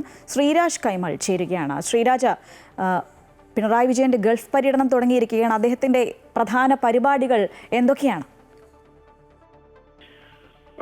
ശ്രീജ, ഇന്ന് പുലർച്ചെ 12:40 തിരുവനന്തപുരത്തു നിന്നുള്ള ഗൾഫ് എയർ വിമാനത്തിൽ മുഖ്യമന്ത്രി ബഹ്റൈനിലെത്തിയത്. 8 വർഷത്തെ ഇടവേളയ്ക്ക് ശേഷമാണ് മുഖ്യമന്ത്രി ബഹ്റൈൻ സന്ദർശിക്കുന്നത്. ബഹ്റൈനിലെ ഇന്ത്യൻ സ്ഥാനപതി വിനോദ് ജേക്കബ്, പ്രവാസി വ്യവസായി വർഗീസ് കുര്യൻ, അതുപോലെ തന്നെ ബഹ്റൈനിൽ നടക്കുന്ന പ്രവാസി മലയാളി സംഗമത്തിന്റെ പ്രധാന സംഘാടകരൊക്കെ ചേർന്നാണ് മുഖ്യമന്ത്രി സ്വീകരിച്ചത്. 8 വർഷത്തിന് ശേഷം തന്നെ എത്തുന്നു എന്നുള്ളത് കൊണ്ട് തന്നെ ബഹ്റൈനിലെ ഇടത് ആഭിമുഖ്യമുള്ള സംഘടനകൾ വലിയ സ്വീകരണ പരിപാടിയാണ് ഈ പ്രവാസി മലയാളി സംഗമം എന്ന പേരിൽ മുഖ്യമന്ത്രിക്കായി ഒരുക്കിയിരിക്കുന്നത്. മലയാളം മിഷനും ലോക കേരള സഭയും ചേർന്നാണ് ബഹ്റിനിലെ പ്രവാസി മലയാളി സംഗമം സംഘടിപ്പിച്ചിട്ടുള്ളത്. സംഗമത്തിൽ ബഹ്റിനിലെ ഇന്ത്യൻ സ്ഥാനപതിയും അതുപോലെ തന്നെ മന്ത്രി സജി ചെറിയാനും MA യൂസഫ് അലിയും പങ്കെടുക്കും എന്ന വിവരമാണ് നമുക്ക് ലഭിക്കുന്നത്. തുടർന്ന് അതിനുശേഷം മുഖ്യമന്ത്രി മറ്റ് ഗൾഫ് രാജ്യങ്ങൾ കൂടി സന്ദർശിക്കുന്നുണ്ട്. ഒമാനിൽ 24, 25 തീയതികളിലാണ് നമുക്ക് ലഭിക്കുന്ന വിവരമനുസരിച്ച് മുഖ്യമന്ത്രി സന്ദർശനം നടത്തുന്നത്. അതിനുശേഷം ഖത്തറിൽ 30-ാം തീയതി എത്തും. കുവൈറ്റില് നവംബർ 7-ാം തീയതി മുഖ്യമന്ത്രി എത്തുന്നുണ്ട്. UAE 9-ാം തീയതി മുഖ്യമന്ത്രി എത്തുമെന്നുള്ള വിവരമാണ് ലഭിക്കുന്നത്. അതിനിടയിൽ നവംബർ 30-ന് ദുബായില് പിണറായി വിജയൻ എത്തുമെന്നുള്ള ഒരു വിവരം കൂടി നമുക്ക് ലഭിക്കുന്നുണ്ട്. അത് സ്ഥിരീകരിച്ച ഒരു വിവരമല്ല. എന്തായാലും ബഹ്റൈനിലെ മുഖ്യമന്ത്രി എത്തുന്നത് 8 വർഷത്തെ ഇടവേളയ്ക്ക് ശേഷമാണ്. അതുകൊണ്ട് തന്നെ ഈ പ്രവാസി മലയാളി സംഗമം എന്നുള്ള ഒരു പരിപാടിയിലൂടെ വലിയ ഒരു സ്വീകരണം മുഖ്യമന്ത്രിക്ക് ഒരുക്കുന്നുണ്ട്. രാഷ്ട്രീയമായും വലിയ പ്രാധാന്യമുള്ളതാണ് എന്ന് നമുക്ക് വേണമെങ്കിൽ പറയാം ഈ സമയത്തെ മുഖ്യമന്ത്രിയുടെ സന്ദർശനം. കാരണം തദ്ദേശ സ്വയംഭരണ സ്ഥാപന തെരഞ്ഞെടുപ്പ് നടക്കാനിരിക്കുകയാണ്. അതുകൊണ്ട് തന്നെ എല്ലാ രീതിയിലുമുള്ള ഒരു പ്രവാസികളുടെ രാഷ്ട്രീയ വിഷയങ്ങളിൽ ഇടപെടുന്നു എന്നുള്ള നിലയ്ക്കുള്ള ഒരു വലിയ പ്രചരണം, ആ രീതിയിലുള്ള ഒരു പ്രചരണമാണ് ഇടത് സംഘടനകൾ മുഖ്യമന്ത്രിയുടെ ഈ സന്ദർശനവുമായി ബന്ധപ്പെട്ട് നൽകുന്നത്. എന്തായാലും ഇന്ന് രാവിലെ പുലർച്ചെ ഒരു 12:40 മുഖ്യമന്ത്രി ബഹ്റൈനിലെത്തിയത്. ശ്രീരാജ്, ഇതിനിടയിലും ചില ബഹിഷ്കരണങ്ങൾക്കൊക്കെ സാധ്യത കാണുന്നുണ്ടല്ലോ. ബഹ്റൈനിലെ പ്രതിപക്ഷ സംഘടനകൾ ബഹിഷ്കരിക്കുമെന്നാണ് അറിയുന്നത്. സ്വാഭാവികമായും. കാരണം നാട്ടിലത്തെ രാഷ്ട്രീയ സംഭവവികാസങ്ങൾ വലിയ രീതിയിൽ ചൂടുപിടിച്ച് നിൽക്കുന്ന സമയമാണ്. നമുക്കറിയുന്നത് പോലെ തന്നെ ഈ ശബരിമല സ്വർണ്ണപ്പാളി വിഷയവുമായി ബന്ധപ്പെട്ട് പ്രതിപക്ഷ സംഘടനകൾ ഒന്നടങ്കം തെരുവിൽ ഇറങ്ങിയുള്ള പ്രതിഷേധ പ്രകടനങ്ങളിലും പ്രതിഷേധ പരിപാടികളിലും സജീവമാണ്. അതിനിടയിൽ പേരാമ്പ്രയിൽ നടന്ന പോലീസ് അതിക്രമത്തെ സംബന്ധിച്ച് പ്രതിപക്ഷ സംഘടനകൾക്കിടയിൽ വലിയ എതിർപ്പുണ്ട്. അപ്പൊ അത്തരത്തില് ഉള്ള ഒരു സാഹചര്യത്തില് ഈ പ്രവാസ ലോകത്തും, അതായത് ഗൾഫ് മേഖലയിലും കോൺഗ്രസ് ഉൾപ്പെടെയുള്ള BJP ഉൾപ്പെടെയുള്ള പ്രവാസി സംഘടനകളുടെ പ്രവർത്തനം വളരെ സജീവമാണ്. നമ്മൾ മനസ്സിലാക്കുന്നതനുസരിച്ച് ബഹ്റൈനിലെ ഈ പ്രവാസി മലയാളി സംഗമം പ്രതിപക്ഷ സംഘടനകൾ ഒന്നടങ്കം ബഹിഷ്കരിക്കുമെന്ന വിവരമാണ് നമുക്ക് ലഭിക്കുന്നത്. ശ്രീജ. ശരി ശ്രീരാജ്. എന്തായാലും മുഖ്യമന്ത്രി പിണറായി വിജയന്റെ ഗൾഫ് പര്യടനം തുടങ്ങിയിരിക്കുകയാണ്. ബഹ്റൈനിലെത്തിയ മുഖ്യമന്ത്രി നാളെ നടക്കുന്ന പ്രവാസി മലയാളി സംഗമത്തിൽ പങ്കെടുക്കും. വിവരങ്ങളുമായി ഒപ്പം ചേരുകയായിരുന്നു ഗൾഫിൽ നിന്നുള്ള ഞങ്ങളുടെ പ്രതിനിധി ശ്രീരാജ് കായ്. കേരളത്തിൽ തദ്ദേശ സ്ഥാപനങ്ങൾക്ക് തൊഴിലവസരങ്ങൾ സൃഷ്ടിക്കുന്നതിലും കാർഷിക മേഖലയിൽ നേട്ടം കൈവരിക്കാനും കഴിയുന്നില്ല എന്ന വിമർശനവുമായി സംസ്ഥാന ഫിനാൻസ് കമ്മീഷൻ. ക്ഷേമ പ്രവർത്തനങ്ങളിലും സേവനങ്ങളിലും മാത്രമായി തദ്ദേശ സ്ഥാപനങ്ങളുടെ പ്രവർത്തനങ്ങൾ ചുരുങ്ങുന്നു എന്നാണ് ഫിനാൻസ് കമ്മീഷൻ ചൂണ്ടിക്കാട്ടുന്നത്. 7ാം ധനകാര്യ കമ്മീഷന്റെ ആദ്യ റിപ്പോർട്ട് അടുത്ത മാസം ഗവർണർക്ക് സമർപ്പിക്കാനിരിക്കെയാണ് വിഭവ സമാഹരണത്തിന്റെ പ്രാധാന്യം കമ്മീഷൻ ഓർമ്മിപ്പിക്കുന്നത്. അതേസമയം കേരളത്തിന്റെ സാമ്പത്തിക പ്രതിസന്ധി മറികടക്കാനുള്ള പ്രഖ്യാപനങ്ങൾ ഈ മാസം സമർപ്പിക്കുന്ന കേന്ദ്ര ധനകാര്യ കമ്മീഷന്റെ ശുപാർശകളിൽ ഉണ്ടാകും എന്നാണ് പ്രതീക്ഷയെന്നും സംസ്ഥാന ധനകാര്യ commission chairman professor KN Harilal Amrita വാർത്തകളോട് പറഞ്ഞു. സംസ്ഥാനത്ത് തദ്ദേശ സ്ഥാപനങ്ങളിൽ തെരഞ്ഞെടുപ്പിന് ശേഷം വരുന്ന പുതിയ ഭരണസമിതിക്കുള്ള പദ്ധതി നിർദ്ദേശങ്ങളാണ് സംസ്ഥാന ധനകാര്യ കമ്മീഷൻ തയ്യാറാക്കുന്നത്. സാമ്പത്തിക പ്രതിസന്ധിക്കിടെ പ്ലാൻ ഫണ്ടുകൾ പലതും വെട്ടിച്ചുരുക്കുന്ന സാഹചര്യമാണ് നിലവിലുള്ളത്. ഈ സാമ്പത്തിക വർഷം 8,245 കോടി രൂപ തദ്ദേശ സ്ഥാപനങ്ങൾക്കായി മാറ്റിവെച്ചുവെങ്കിലും 6 മാസം പിന്നിട്ടിട്ടും സാമ്പത്തിക ഞെരുക്കത്തെ തുടർന്ന് 25% പോലും ചെലവഴിക്കാൻ കഴിഞ്ഞിട്ടില്ല. അതുകൊണ്ട് തന്നെ പുതിയ നിർദ്ദേശങ്ങൾ സമർപ്പിക്കുന്ന സംസ്ഥാന ധനകാര്യ കമ്മീഷന് മുന്നിലും വെല്ലുവിളികൾ ഏറെയുണ്ട്.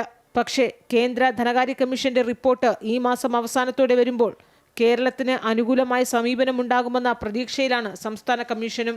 വെട്ടിക്കുറച്ച പല ഗ്രാന്റുകളും പുനഃസ്ഥാപിക്കുകയും കേരളത്തിനുള്ള വിഹിതം ഉയരുകയും ചെയ്യുമെന്നും കണക്കുകൂട്ടുന്നു. പുതിയ ഫിനാൻസ് കമ്മീഷൻ ഇപ്പോൾ 16ാം ഫിനാൻസ് കമ്മീഷന്റെ റിപ്പോർട്ട് അടുത്ത ദിവസങ്ങളിൽ വരാൻ പോകും, യൂണിയൻ ഫിനാൻസ് കമ്മീഷന്റെ. അപ്പോൾ ആ യൂണിയൻ ഫിനാൻസ് കമ്മീഷന്റെ ശുപാർശയിൽ ഇപ്പം നമ്മളതിൻ്റെ കേരളത്തിൽ നിന്നുള്ള മെമ്മറാണ്ടമൊക്കെ കൊടുത്തിട്ടുണ്ട്, എല്ലാവരും റെപ്രസെൻറ്റേഷൻ കൊടുത്തിട്ടുണ്ട്, പ്രതിപക്ഷവും ഭരണപക്ഷവും ഒക്കെ കൊടുത്തിട്ടുണ്ട്. അപ്പോൾ അതിൻ്റെ ഭാഗമായിട്ട് കുറച്ചൊരു മെച്ചം വരികയാണെങ്കിൽ വരും വർഷങ്ങളിൽ ഇപ്പോഴുള്ളതിനേക്കാൾ കൂടുതൽ ക്ഷേമ പ്രവർത്തനങ്ങളും വികസന പ്രവർത്തനങ്ങളും സംസ്ഥാന ഗവൺമെൻറ്റിന് ഏറ്റെടുക്കാൻ കഴിയും. അതേസമയം തദ്ദേശ സ്ഥാപനങ്ങളുടെ മികവും കാര്യശേഷിയും വർദ്ധിപ്പിക്കാനുള്ള ഒട്ടേറെ നിർദ്ദേശങ്ങളാണ് സംസ്ഥാന ധനകാര്യ കമ്മീഷൻ ഗവർണർക്ക് സമർപ്പിക്കാൻ പോകുന്നത്. ഇക്കാലം അത്രയും തദ്ദേശ സ്ഥാപനങ്ങൾ ക്ഷേമ പദ്ധതികൾക്കും സേവനങ്ങൾക്കും മാത്രമായാണ് ശ്രദ്ധ കേന്ദ്രീകരിച്ചിട്ടുള്ളത്. അതിനാൽ തൊഴിൽ മേഖലയും കാർഷിക മേഖലയും വേണ്ടത്ര പരിഗണന ലഭിക്കാതെ പോകുന്നുവെന്നാണ് കമ്മീഷന്റെ വിലയിരുത്തൽ. കൃഷിക്കും തൊഴിലിനും കൂടുതൽ ഊന്നൽ നൽകുന്ന പദ്ധതികളുടെ ശുപാർശകളാണ് കമ്മീഷൻ സമർപ്പിക്കുന്നത്. ഇതിനേക്കാൾ എത്രയോ മെച്ചപ്പെട്ട രീതിയിൽ നമുക്ക് പ്രവർത്തിക്കാൻ പറ്റും. തൊഴിലവസരങ്ങൾ സ്വയം തൊഴിൽ കണ്ടെത്താനും പുതിയ തൊഴിൽ സൃഷ്ടിക്കാനും ഒക്കെയുള്ള കാര്യത്തിൽ വേണ്ടത്ര ഒരു അച്ചീവ്മെൻറ്റ് നമ്മുടെ ലോക്കൽ ഗവൺമെൻറ്റ്സിന് കഴിഞ്ഞിട്ടില്ല. പുതിയ ലോക്കൽ ഗവൺമെൻറ്റ്സിന് പുതിയ കാഴ്ചപ്പാടോടുകൂടി കേരളത്തെ പുനർനിർമ്മിക്കാൻ അവർക്ക് കഴിയണം. അതിനാവശ്യമായിട്ടുള്ള ചില ശുപാർശകൾ തീർച്ചയായിട്ടും പുതിയ കമ്മീഷന്റെ റിപ്പോർട്ടിലുണ്ടാവും. 7ാം ധനകാര്യ കമ്മീഷന്റെ ആദ്യ റിപ്പോർട്ടാണ് അടുത്ത മാസം ആദ്യവാരത്തോടെ ഗവർണർക്ക് സമർപ്പിക്കുന്നത്. തുടർന്ന് ഗവർണർ സർക്കാരിന് സമർപ്പിക്കുന്ന റിപ്പോർട്ട് മന്ത്രിസഭായോഗം അംഗീകരിക്കുന്നതോടെയാണ് പ്രാബല്യത്തിൽ വരുന്നത്. അമൃത ന്യൂസ്, തിരുവനന്തപുരം. ബീഹാറിലെ 1ാം ഘട്ട നിയമസഭാ തെരഞ്ഞെടുപ്പിനുള്ള നാമനിർദ്ദേശ പത്രിക സമർപ്പിക്കാനുള്ള തീയതി നാളെ അവസാനിക്കാനിരിക്കെ മഹാസഖ്യത്തിന്റെ സീറ്റ് വിഭജനം ഇനിയും പൂർത്തിയായിട്ടില്ല. അതേസമയം തെരഞ്ഞെടുപ്പിന് പൂർണ്ണ സജ്ജമാണ് BJP ക്യാമ്പ്. 3ാം ഘട്ട സ്ഥാനാർത്ഥി പട്ടികയും പുറത്തുവിട്ടിട്ടുണ്ട്. 18 സ്ഥാനാർത്ഥികളെയാണ് 3ാം ഘട്ടത്തിൽ പ്രഖ്യാപിച്ചത്. ഡൽഹിയിൽ നിന്ന് KK പ്രശാന്ത് ചേരുകയാണ്. പ്രശാന്ത്, 3ാം ഘട്ട സ്ഥാനാർത്ഥികളെയും പ്രഖ്യാപിച്ച് BJP ഏറെ ആത്മവിശ്വാസത്തിലാണ്. മറുവശത്ത് മഹാസഖ്യത്തിൽ ഒരു കല്ലുകടിയുണ്ട്. അതുതന്നെയാണോ ഈ സ്ഥാനാർത്ഥി പ്രഖ്യാപനത്തിന് തടസ്സമാകുന്നത്? BJP മത്സരിക്കുന്നത് 101 സീറ്റിലേക്കാണ്. ആ 101 സീറ്റിലെയും സ്ഥാനാർത്ഥികളെ BJP പ്രഖ്യാപിച്ചിരിക്കുന്നു. സീറ്റ് വിഭജനം വളരെ കൃത്യമായി തന്നെ BJP NDA സഖ്യത്തിന് പൂർത്തിയാക്കാൻ കഴിഞ്ഞിരുന്നു. പക്ഷെ മറുവശത്ത് മഹാസഖ്യം ഇപ്പോഴും സീറ്റ് വിഭജനം പൂർത്തിയാക്കിയിട്ടില്ല. പക്ഷെ അതേസമയം തന്നെ കോൺഗ്രസ് അവർ കഴിഞ്ഞ തവണ മത്സരിച്ച് വിജയിച്ച സീറ്റുകളിലേക്ക് സ്ഥാനാർത്ഥികളെ പലയിടത്തും പ്രഖ്യാപിക്കും. ഔദ്യോഗികമായി സ്ഥാനാർത്ഥി പട്ടിക പുറത്തിറക്കുക അല്ല കോൺഗ്രസ് ചെയ്തത്. പക്ഷേ ചില സ്ഥാനാർത്ഥികൾ നേരിട്ട് നാമനിർദ്ദേശ പത്രിക സമർപ്പിക്കുന്ന തരത്തിലേക്ക് തന്നെ എത്തിയിരിക്കുന്നു. അവർക്ക് മത്സരിക്കാനുള്ള സമ്മതപത്രം സംസ്ഥാന അധ്യക്ഷൻ രാജേഷ് റാം നേരിട്ട് നൽകുന്ന തരത്തിലുള്ള കാര്യങ്ങളാണ് മുന്നോട്ട് പോകുന്നത്. 13 സ്ഥാനാർത്ഥികളെ ഇപ്പോൾ കോൺഗ്രസ് തീരുമാനിച്ചിട്ടുണ്ട് എന്നുള്ളതാണ് നമുക്ക് മനസ്സിലാക്കാൻ കഴിയുന്നത്. അവർ ചിലർ നാമനിർദ്ദേശ പത്രിക സമർപ്പിക്കുകയും ചെയ്യുന്നു. പക്ഷേ ഇപ്പോഴും സീറ്റ് എത്ര സീറ്റിലാണ് കോൺഗ്രസ് മത്സരിക്കുന്നത്, എത്ര സീറ്റിൽ RJD ഉണ്ട്, മറ്റ് കക്ഷികൾ പ്രത്യേകിച്ച് CPIM അടക്കമുള്ള പാർട്ടികൾ ഏത് സീറ്റിലേക്ക് മത്സരിക്കുന്നു തുടങ്ങിയ കാര്യങ്ങൾ ഇപ്പോഴും ഒരു വ്യക്തത വന്നിട്ടില്ല എന്നുള്ളതാണ് പ്രധാനപ്പെട്ട കാര്യം. CPIM നേരത്തെ 18 സീറ്റിലേക്ക് സ്ഥാനാർത്ഥികളെ പ്രഖ്യാപിക്കുകയും പിന്നീട് അത് പിൻവലിക്കുകയും ഒക്കെ ചെയ്താണ്. അതിനുശേഷം പിന്നീട് ഒരു നടപടിയും ഇതുമായി ബന്ധപ്പെട്ട ഉണ്ടായിട്ടില്ല. ഏതായാലും ഇന്ന് കൊണ്ട് ഇക്കാര്യങ്ങളിൽ പൂർണ്ണ തീരുമാനം ഉണ്ടാകുമെന്നാണ് നമുക്ക് പ്രതീക്ഷിക്കുന്നത്. പ്രത്യേകിച്ച് നാളെ വൈകിട്ടോടുകൂടി തന്നെ നാമനിർദ്ദേശ പത്രിക സമർപ്പിക്കുന്നതിനുള്ള സമയപരിധി അവസാനിക്കും. അതുകൊണ്ട് തന്നെ ഇന്ന് ഉച്ചയോടുകൂടി തന്നെ തീരുമാനത്തിലേക്ക് എത്തും. 43 സ്ഥാനാർത്ഥികളുടെ കാര്യത്തിൽ കോൺഗ്രസ് ധാരണ എത്തിയെന്നാണ് നമുക്ക് മനസ്സിലാക്കാൻ കഴിയുന്നത്. ഇന്നലെ രാത്രി വൈകി കോൺഗ്രസിന്റെ തെരഞ്ഞെടുപ്പ് സബ് കമ്മിറ്റി യോഗം ചേർന്നു. അജയ് മാക്കൻ നേതൃത്വത്തിലായി കമ്മിറ്റി 43 സ്ഥാനാർത്ഥികളെ തീരുമാനിച്ചിട്ടുണ്ട്. ഈ ഘട്ടത്തിൽ 50 സ്ഥാനാർത്ഥികൾ എന്ന നിലയിലേക്കാണ് കോൺഗ്രസ് എത്തി നിൽക്കുന്നത്. കോൺഗ്രസ് 60 സീറ്റാണ് നൽകിയത്. പക്ഷേ 50 സീറ്റിന് മുകളിൽ നൽകാൻ കഴിയില്ലെന്ന RJD നിലപാടെടുത്തിരുന്നു. അത് ഏറെക്കുറെ അംഗീകാരത്തിലേക്ക് പോകുന്നു എന്നാണ് നമുക്ക് മനസ്സിലാക്കാൻ കഴിയുന്നത്. പക്ഷെ മറ്റ് കക്ഷികൾക്ക് ഏതൊക്കെ തരത്തിൽ, അതിൽ CPIM ഒപ്പം തന്നെ CPI കടുംപിടുത്തം ഇപ്പോഴും തുടരുന്നത്. CPM നേരത്തെ തന്നെ സ്വീകരിച്ച നിലപാടെന്ന് പറയുന്നത് കഴിഞ്ഞ തവണ മത്സരിച്ച അതേ സീറ്റുകൾ തന്നെ മതി, അതിൽ സീറ്റുകൾ ചിലപ്പോൾ വെച്ചുമാറേണ്ടി വന്നേക്കാം എന്നൊരു നിലപാട് മാത്രമാണ് അവർ മുന്നോട്ട് വെച്ചതെങ്കിൽ മറ്റ് രണ്ട് പാർട്ടികളും CPIM ആണെങ്കിലും CPI ആണെങ്കിലും CPI 10 സീറ്റ് ചോദിക്കുന്നുണ്ട്. കഴിഞ്ഞ തവണ 6 ആയിരുന്നു. CPIM കഴിഞ്ഞ തവണ 19 സീറ്റിലാണ്. ഇത്തവണ അവർ 30 സീറ്റ് ചോദിക്കുന്നു. 25 സീറ്റെങ്കിലും ലഭിക്കണമെന്ന നിലപാട് അവർ മുന്നോട്ട് വെക്കുന്നുണ്ട്.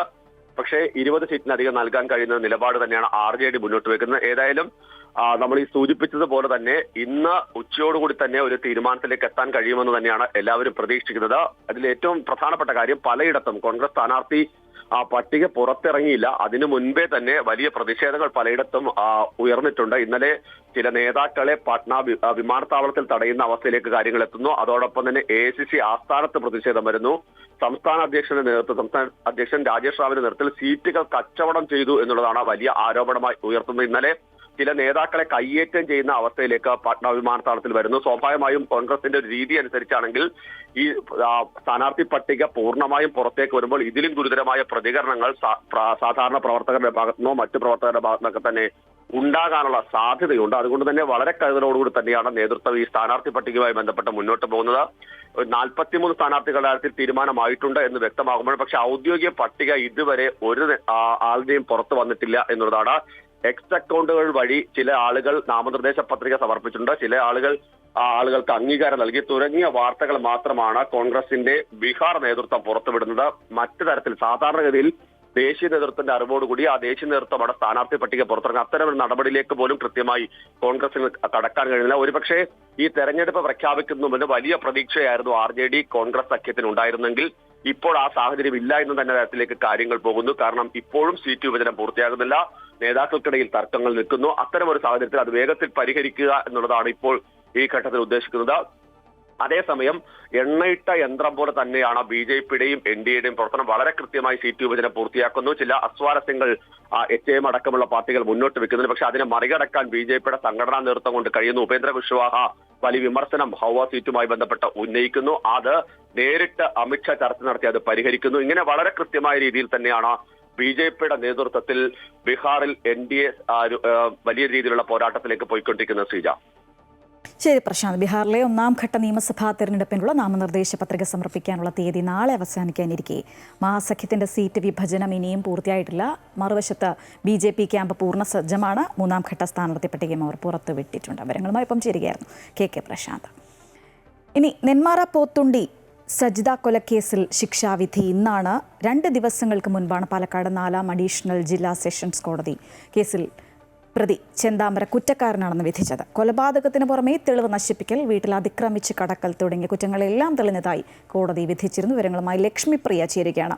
ലക്ഷ്മി, എന്തായാലും ചെന്താമര ഈ കേസിൽ കുറ്റക്കാരനാണെന്ന് വ്യക്തമായി തെളിവുകളിലൂടെ തെളിഞ്ഞിരിക്കുകയാണ്. പ്രതിക്ക് പരമാവധി ശിക്ഷ അത് തന്നെ പ്രതീക്ഷിക്കണ്ടേ?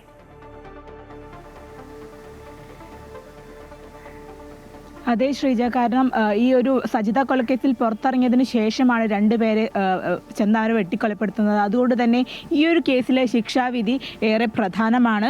അതുപോലെ തന്നെ പോത്തുണ്ടിയിലെ ജനങ്ങൾ ഏറെ കാത്തിരിക്കുന്ന ഒരു ശിക്ഷാവിധി കൂടിയാണിത്. കാരണം ഈ ഒരു ഇരട്ട കൊലപാതകത്തിന് ശേഷം ആ ഒരു നാട്ടിലെ എല്ലാവരും വലിയ ഭീതിയിലായിരുന്നു. അതായത് ഈ പ്രതിയെ പിടികൂടുന്നത് വരെ തങ്ങളുടെ ജീവനും ഭീഷണിയുണ്ടെന്ന രീതിയിലാണ് അവിടെയുള്ള ആളുകളെല്ലാം കഴിഞ്ഞിരുന്നത്. അതുകൊണ്ട് തന്നെയാണ് ഈ പോത്തുണ്ടിയിലെ ജനങ്ങൾ ഈ ഒരു ശിക്ഷാവിധി അത്രയും ആകാംക്ഷയോടെയാണ് കാണുന്നത്. പ്രതി കുറ്റക്കാരനാണെന്ന് തെളിഞ്ഞതിന് ശേഷം ഈ സജിതയുടെ മക്കൾ പ്രതികരിച്ചിരുന്നു. അവർ പ്രധാനമായും പറയുന്നത് ഈ പ്രതിക്ക് പരമാവധി ശിക്ഷ നൽകണം, പ്രതി പുറത്തിറങ്ങിയാൽ തങ്ങളുടെ ജീവന് തന്നെ ഭീഷണിയാകും എന്ന തരത്തിലുള്ള പ്രതികരണങ്ങളാണ് ഇവരുടെ മക്കളടക്കം നടത്തിയത്. ഏതായാലും എല്ലാവരും പ്രതീക്ഷയോടെ കാത്തിരിക്കുന്ന ഒരു വിധി കൂടിയാണിത്. ഈ ഒരു കൊലപാതകത്തിന് പുറമെ തെളിവ് നശിപ്പിക്കൽ, അതുപോലെ തന്നെ വീട്ടിൽ അതിക്രമിച്ച് കടക്കൽ തുടങ്ങിയ കുറ്റങ്ങളെല്ലാം തന്നെ തെളിഞ്ഞിട്ടുണ്ട്. ഈ 2019 ഓഗസ്റ്റ് 31 സജിതയെ വീട്ടിൽ കയറി ചെന്താമര വെട്ടിക്കൊലപ്പെടുത്തുന്നത്. ഈ ഒരു സമയത്ത് ഭർത്താവും അതുപോലെ തന്നെ മക്കളും ഈ ഒരു വീട്ടിലുണ്ടായിരുന്നില്ല. ഈ ഒരു തക്കം നോക്കി തന്നെയാണ് ചെന്താമര സജിത വെട്ടിക്കൊലപ്പെടുത്തുന്നത്. അതുപോലെ തന്നെ ഈ കൊലപ്പെടുത്താനുള്ള കാരണമായിട്ട് ചെന്താമര പറയുന്നത് ചെന്താമരയുടെ ഭാര്യയും അതുപോലെ തന്നെ മക്കളും അതായത് ഭാര്യ വീട്ടിലേക്ക് താമസം മാറാനുള്ള കാരണം സജിതയാണ് എന്ന് ആരോപിച്ചുകൊണ്ടാണ് സജിതയെ വെട്ടിക്കൊലപ്പെടുത്തുന്നത്. അതുപോലെ തന്നെ ഈ സജിതയെ വെട്ടിക്കൊലപ്പെടുത്തി ജാമ്യത്തിൽ ഇറങ്ങിയപ്പോൾ തന്നെ ഈ കുടുംബത്തോട് തന്നെ വലിയ രീതിയിലുള്ള ശത്രുത വെച്ച് പുലർത്തുന്ന ഒരാളാണ് ചെന്താമര. അതുകൊണ്ട് തന്നെയാണ് ചെന്താമരയുടെ അതായത് സജിതയുടെ ഭർത്താവിനെയും അതുപോലെ തന്നെ അമ്മയെയും വെട്ടിക്കൊലപ്പെടുത്തിയത്. ഈ ഒരു സംഭവത്തിലും പിന്നാലെ അറസ്റ്റിലാവുന്നതിന് മുൻപ് തന്നെ മറ്റൊരാളെയും കൂടെ കൊലപ്പെടുത്തും, അതായത് ഈ അയൽവാസിയായിട്ടുള്ള മറ്റ് ആളുകളെ കൂടി കൊലപ്പെടുത്തും എന്നുള്ള ഭീഷണി മുഴക്കിയാണ് ഏതായാലും പ്രതി മുഴക്കിയിട്ടുണ്ടായിരുന്നു. അങ്ങനെ ഇത്തരത്തിൽ വലിയ രീതിയിൽ ആളുകൾക്കടക്കം പേടി തോന്നുന്ന രീതിയിലുള്ള ഒരു പെരുമാറ്റം തന്നെയാണ് ചെന്താമരയുടെ ഭാഗത്തു നിന്നുണ്ടായിരുന്നത്. ഏതായാലും ഈ ഒരു ശിക്ഷാവിധി ഏറെ പ്രധാനപ്പെട്ടതാണ്. എല്ലാവരും പോത്തുണ്ടിയിലെ ജനങ്ങളെല്ലാവരും കാത്തിരിക്കുന്ന ശിക്ഷാവിധി കൂടിയാണ്. ഇനി എത്തരത്തിലുള്ള ശിക്ഷാവിധിയാണ് എന്ന് അറിയാനുള്ള ആകാംക്ഷ എല്ലാവർക്കും തന്നെ ഉണ്ട്. ശ്രീജ. ശരി, ലക്ഷ്മിപ്രിയ, നെന്മാറ പോത്തുണ്ടി സജിത കൊലക്കേസിൽ ശിക്ഷാവിധി ഇന്നുണ്ടാകും. വിവരങ്ങളുമായി ചേരുകയായിരുന്നു ലക്ഷ്മിപ്രിയ. ഹമാസിന് ശക്തമായ താക്കീതുമായി അമേരിക്കൻ പ്രസിഡന്റ് ഡൊണാൾഡ് ട്രംപ്. വെടിനിർത്തൽ കരാർ ലംഘിച്ചാൽ സൈനിക നടപടിക്ക് ഇസ്രായേൽ പ്രധാനമന്ത്രി ബെന്യാമിൻ നെതന്യാഹുവിന് അനുവാദം കൊടുക്കുമെന്നും ട്രംപ് വ്യക്തമാക്കി. 72 മണിക്കൂറിനകം ഇസ്രായേൽ ബന്ദികളുടെ മൃതദേഹം കൈമാറണമെന്ന വ്യവസ്ഥ ഹമാസ് ലംഘിച്ചിരുന്നു. അതേസമയം 2 ഇസ്രായേലി തടവുകാരുടെ മൃതദേഹങ്ങൾ കൂടി ഹമാസ് കൈമാറി. മറ്റ് ബന്ദികളുടെ മൃതദേഹങ്ങൾ ഗാസയിലെ തകർന്ന കെട്ടിടങ്ങൾക്കുള്ളിലാണെന്നും കണ്ടുകിട്ടാൻ സമയവും പ്രത്യേക ഉപകരണങ്ങളും ആവശ്യമാണെന്നും ഹമാസ് സായുധ സംഘം വ്യക്തമാക്കി. യുദ്ധകരാർ അനുസരിച്ചാണ് തങ്ങൾ പ്രവർത്തിക്കുന്നത് എന്നും കരാറിൽ നിന്ന് വ്യതിചലിക്കില്ല എന്നും ഹമാസ് പ്രസ്താവനയിലൂടെ കൂട്ടിച്ചേർത്തു. അതേസമയം ഹമാസ് വിട്ടു നൽകിയ ചില അഴുകിയ മൃതദേഹങ്ങൾ ലഭിച്ചതായും ആരുടേതാണെന്ന് തിരിച്ചറിയാൻ പോലും ആകുന്നില്ലെന്നും ഇനിയും ബന്ദികളെ വിട്ടുകിട്ടാനുണ്ടെന്നും ഇസ്രായേൽ പ്രധാനമന്ത്രി അറിയിച്ചു. 40 ദിവസത്തെ യൂറോപ്യൻ പര്യടനത്തിനായി സദ്ഗുരു ശ്രീമാത അമൃതാനന്ദമയി ദേവി യാത്ര തിരിച്ചു. അമൃതപുരിയിൽ നിന്ന് കൊച്ചി രാജ്യാന്തര വിമാനത്താവളത്തിലെത്തിയ അമ്മയെ യാത്രയാക്കാൻ 100 കണക്കിന് പേരാണെത്തിയത്. ഈ മാസം 17 മുതൽ നവംബർ 25 വരെയാണ് അമ്മയുടെ യൂറോപ്യൻ പര്യടനം. യൂറോപ്പിലേക്കുള്ള അമ്മയുടെ യാത്ര അമൃതപുരിയിൽ നിന്നും ആരംഭിച്ചപ്പോൾ ഏറെ വൈകാരികമായ നിമിഷങ്ങൾക്കാണ് അമൃതപുരി സാക്ഷ്യം വഹിച്ചത്. ഒരു നിമിഷം പോലും വേർപിരിഞ്ഞു നിൽക്കാൻ കഴിയാത്ത മക്കളെ ആശ്വസിപ്പിച്ചുകൊണ്ടായിരുന്നു അമ്മയുടെ യാത്ര. ആ സ്നേഹം വിട്ടു നൽകാനാകാതെ അമ്മയെന്നുറക്കെ വിളിച്ച് അവർ അമ്മയെ കൊച്ചി വിമാനത്താവളത്തിലേക്ക് യാത്രയാക്കി.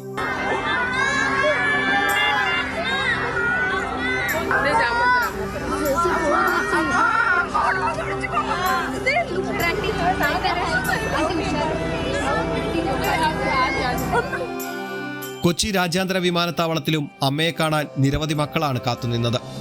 അവരുടെയെല്ലാം സ്നേഹമേറ്റുവാങ്ങി അമ്മ യൂറോപ്പിലേക്ക് യാത്ര തിരിച്ചു. ഒക്ടോബർ 17 മുതലാണ് അമ്മയുടെ യൂറോപ്യൻ സന്ദർശനം. Switzerland, Spain, Finland, France, Germany, Italy, UK, Netherland തുടങ്ങിയ രാജ്യങ്ങളാണ് അമ്മ സന്ദർശിക്കുന്നത്. ഇവിടങ്ങളിലെല്ലാം അമ്മയുടെ നേതൃത്വത്തിൽ സത്സംഗം, ധ്യാനം, ഭജന എന്നിവ നടക്കും.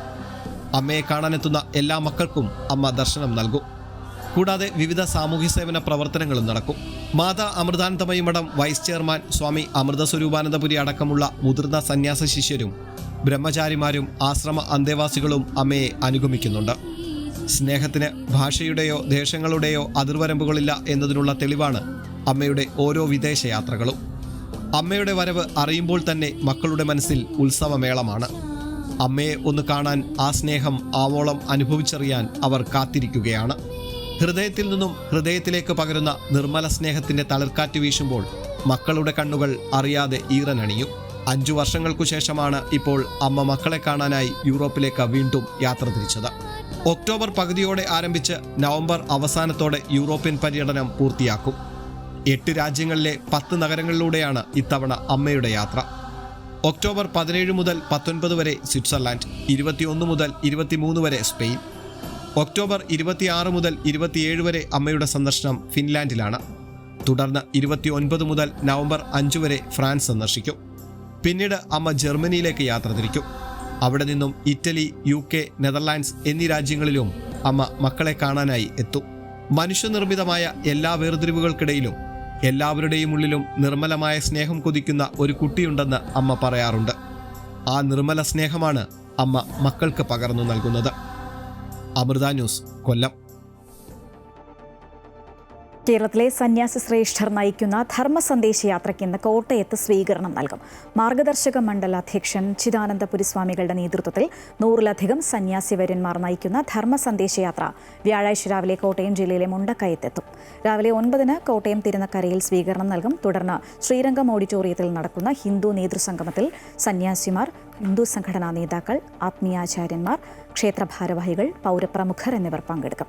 ഉച്ചതിരിഞ്ഞ് 3-ന് തിരുനക്കര മഹാദേവ ക്ഷേത്ര മൈതാനിയിൽ വിരാട് ഹിന്ദു സംഗമം നടക്കുമെന്നും സംഘാടക സമിതി ജനറൽ കൺവീനർ ശ്രീരാമകൃഷ്ണാശ്രമം മഠാധിപതി വിശുദ്ധാനന്ദ സ്വാമികൾ, വാഴൂർ തീർത്ഥപാദാശ്രമം സെക്രട്ടറി ഗരുഡധ്വജാനന്ദ തീർത്ഥപാദർ, മാതാമൃതാനന്ദമയി മഠത്തിലെ സ്വാമി വേദാമൃതാനന്ദപുരി എന്നിവർ അറിയിച്ചു. ധർമ്മത്തിൻ്റെ ആ മൂല്യങ്ങളിലേക്ക് തിരിച്ച് ജനങ്ങളെ കൊണ്ടുവരണം. അത് എല്ലാവരും ലോകാ സമസ്ത സുഖിനോ ഭവന്തു എന്നാണ് നമുക്ക് ആരെയും വിരോധമില്ല. നമ്മളെല്ലാവരും ഉൾക്കൊണ്ട സംസ്കാരമാണ് ധർമ്മം എന്ന് പറയുന്നത്. അപ്പോൾ യഥോ ധർമ്മ സതോ ജയ, ധർമ്മത്തിലാണ് എല്ലാം നിലനിൽക്കുന്നത്. ധർമ്മം നഷ്ടപ്പെട്ടു പോയ കുടുംബബന്ധമായിക്കോട്ടെ, സാമൂഹ്യ ബന്ധങ്ങളായിക്കോട്ടെ, എല്ലാം നഷ്ടപ്പെട്ടു പോകും. അപ്പോൾ ധർമ്മത്തെ പുനഃസ്ഥാപിക്കുക എന്നുള്ളത് നമ്മുടെ ഓരോ പൗരൻ്റെയും ഓരോ മനുഷ്യൻ്റെയും ധർമ്മമാണ്. നമുക്ക് പ്രകൃതിയോട് നമുക്ക് ധർമ്മമുണ്ട്, വ്യക്തിബന്ധങ്ങളിലുണ്ട്, കുടുംബങ്ങളിലുണ്ട്. ഇതൊക്കെ നമ്മളിന്ന് കാരണം പുതിയ ചില പ്രവണതകൾ സമൂഹത്തിൽ, അത് എല്ലാ മതങ്ങൾക്കോ പ്രശ്നങ്ങളുണ്ടാകും. ഭക്ഷണ സംസ്കാരം നഷ്ടപ്പെട്ടു പോയി, കുടുംബ ബന്ധങ്ങൾ, കല്യാണം കഴിച്ച പെട്ടെന്ന് ഡൈവോഴ്സ് ആവാം. നമ്മുടെ കുട്ടികളൊക്കെ പലപ്പോഴും നമ്മുടെ ചെറിയ കുട്ടികളെ പോലും നമ്മൾ സ്കൂളുകളിൽ പോയാൽ മയക്കുമരുന്നിന് അടിമയാക്കുന്ന സംഘടിതമായ പ്രവർത്തനങ്ങൾ. അപ്പോൾ ഇതിനൊരു ജാഗ്രത ഉണ്ടാകണം. കുടുംബങ്ങൾ ആത്മീയ മൂല്യങ്ങളിലേക്ക് തിരിച്ചു പോകേണ്ടത് ഒരു ആവശ്യകതയാണ്. അതിനൊരു ഉണർത്ത് പാട്ട് ആയിട്ടാണ് സന്യാസിമാരെല്ലാവരും കൂടി ആലോചിച്ചിട്ട് ഞങ്ങൾ ഈ മാർഗദർശക മണ്ഡലത്തിൻ്റെ കേരളത്തിലെ സന്യാസിമാർ ആദ്യം 41 ദിവസം കൊണ്ട് എല്ലാ ഗ്രാമാന്തരങ്ങളിലും കുടുംബയോഗം കൊണ്ട് പങ്കെടുത്ത് ജനങ്ങളെ ബോധവൽക്കരിക്കണം, അവർക്ക് ആത്മീയ മൂല്യങ്ങൾ പകർന്നു കൊടുക്കണം എന്നാണ് ചിന്തിച്ചിരുന്നത്. പക്ഷേ ചില സാങ്കേതികമായിട്ട് അത്രയും ദിവസം എല്ലാവർക്കും പ്രവർത്തിക്കാൻ സമയക്കുറവുള്ളതുകൊണ്ട് 14 ദിവസത്തിലേക്ക് ചുരുക്കിയിട്ട് 14 ദിവസം കൊണ്ട് 14 ജില്ലകൾ കവർ ചെയ്തിട്ട് നമ്മൾ ഒക്ടോബർ 21-ന് പുത്തരിക്കണ്ടം മൈതാനത്ത് വലിയ ഒരു വിരാട് സമ്മേളനമായിട്ട് തിരുവനന്തപുരത്ത് ഈ ധർമ്മ സന്ദേശ യാത്ര സമാപിക്കുകയാണ്. Changanassery പെരുന്നയിലെ Mannam സമാധിയിലേക്ക് NSS മോചനയാത്ര നടത്തുമെന്ന NSS മോചന കർമ്മസമിതി. ആഗോള അയ്യപ്പ സംഗമം ഉൾപ്പെടെ വിവിധ വിഷയങ്ങളിൽ NSS നേതൃത്വം സ്വീകരിച്ചിരിക്കുന്ന നിലപാട് നായർ സമുദായത്തിന്റെ പൊതുവികാരത്തിനെതിരാണെന്നും കർമ്മസമിതി ആരോപിച്ചു. നാമജപ ഘോഷയാത്രയിൽ പങ്കെടുത്തതിന്റെ പേരിൽ കേസിലകപ്പെട്ടവരെ സംരക്ഷിക്കാതെ അമ്പലക്കൊള്ളയും ആചാരലംഘനവും നടത്തുന്ന മുരാരിമാർക്ക് NSS നേതൃത്വം പിന്തുണ നൽകുകയാണെന്നും കർമ്മസമിതി ആരോപിച്ചു. NSS നേതൃത്വം രാജിവെക്കണമെന്നാവശ്യപ്പെട്ട് തുലാമാസം 1-ാം തീയതിയായ ഈ മാസം 18-ന് കർമ്മസമിതിയുടെ നേതൃത്വത്തിൽ ചങ്ങനാശ്ശേരി ബസ് സ്റ്റാൻഡ് പരിസരത്ത് നിന്നും പെരുന്നയിലെ മന്നം സമാധിയിലേക്ക് പദയാത്ര നടത്തുമെന്നും ഭാരവാഹികൾ അറിയിച്ചു.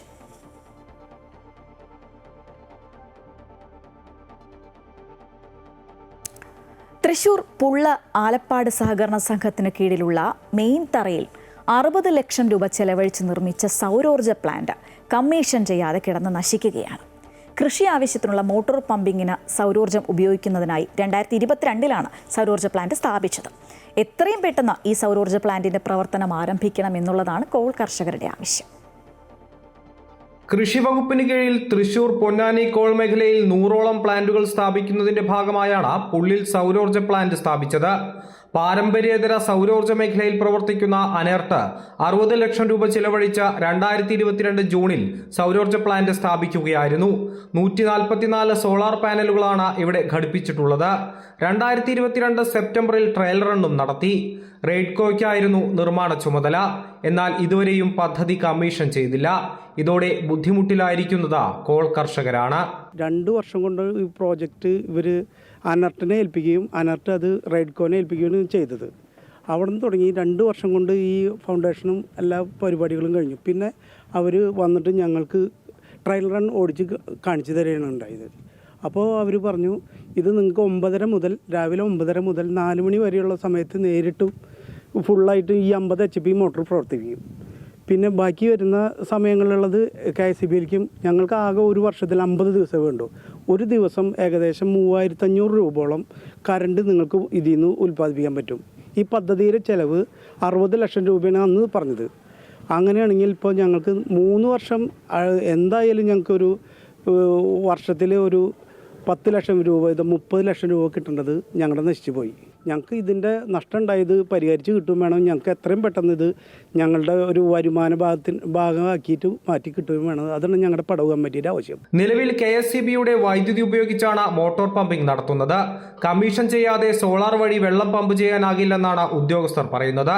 ചുരുക്കി പറഞ്ഞാൽ കർഷകർക്ക് മാത്രമല്ല KSEBിക്ക് കൂടി ഉപകാരപ്രദമായ പദ്ധതിയാണ് നശിച്ചുകൊണ്ടിരിക്കുന്നത്. മാത്രമല്ല സൗരോർജ്ജ പ്ലാന്റിന് കീഴിലുള്ള തണൽ പ്രദേശങ്ങളിൽ നെൽകൃഷി നടത്താൻ കഴിയാത്ത സാഹചര്യത്തിലാണ് കർഷകർ. നിലവിൽ ദേശാടന പക്ഷികൾക്ക് വിശ്രമിക്കാനുള്ള കേന്ദ്രമായി സോളാർ പാനലുകൾ മാറിയിരിക്കുകയാണെന്ന് കർഷകർ പറയുന്നു. എത്രയും പെട്ടെന്ന് നടപടികൾ പൂർത്തിയാക്കി സൗരോർജ്ജ പ്ലാന്റിന്റെ പ്രവർത്തനത്തിന് തുടക്കമിടണമെന്നതാണ് കോൾ കർഷകരുടെ ആവശ്യം. അമൃത ന്യൂസ്, തൃശൂർ. ആക്സിയം സ്പേസിന്റെ തലപ്പത്ത് മാറ്റം. CEO സ്ഥാനത്ത് നിന്ന് ഇന്ത്യൻ വംശജനായ CEO തേജ് പോൾ ഭാട്ടിയെ മാറ്റി. ഡോക്ടർ ജോണത്തൻ സർട്ടൻ പുതിയ തലവനാണ്. ആക്സിയം സ്വന്തമായി ബഹിരാകാശ നിലയം നിർമ്മിക്കുന്നതിനിടെയാണ് നിർണായക നേതൃമാറ്റം. 3 ദിവസത്തെ സന്ദർശനത്തിനായി ശ്രീലങ്കൻ പ്രധാനമന്ത്രി ഹരിണി അമരസൂര്യ ഇന്ന് ഡൽഹിയിലെത്തും. കഴിഞ്ഞ വർഷം ഡിസംബറിൽ പ്രധാനമന്ത്രി പദത്തിലെത്തിയ ശേഷം ആദ്യമായാണ് ഇന്ത്യയിലെത്തുന്നത്.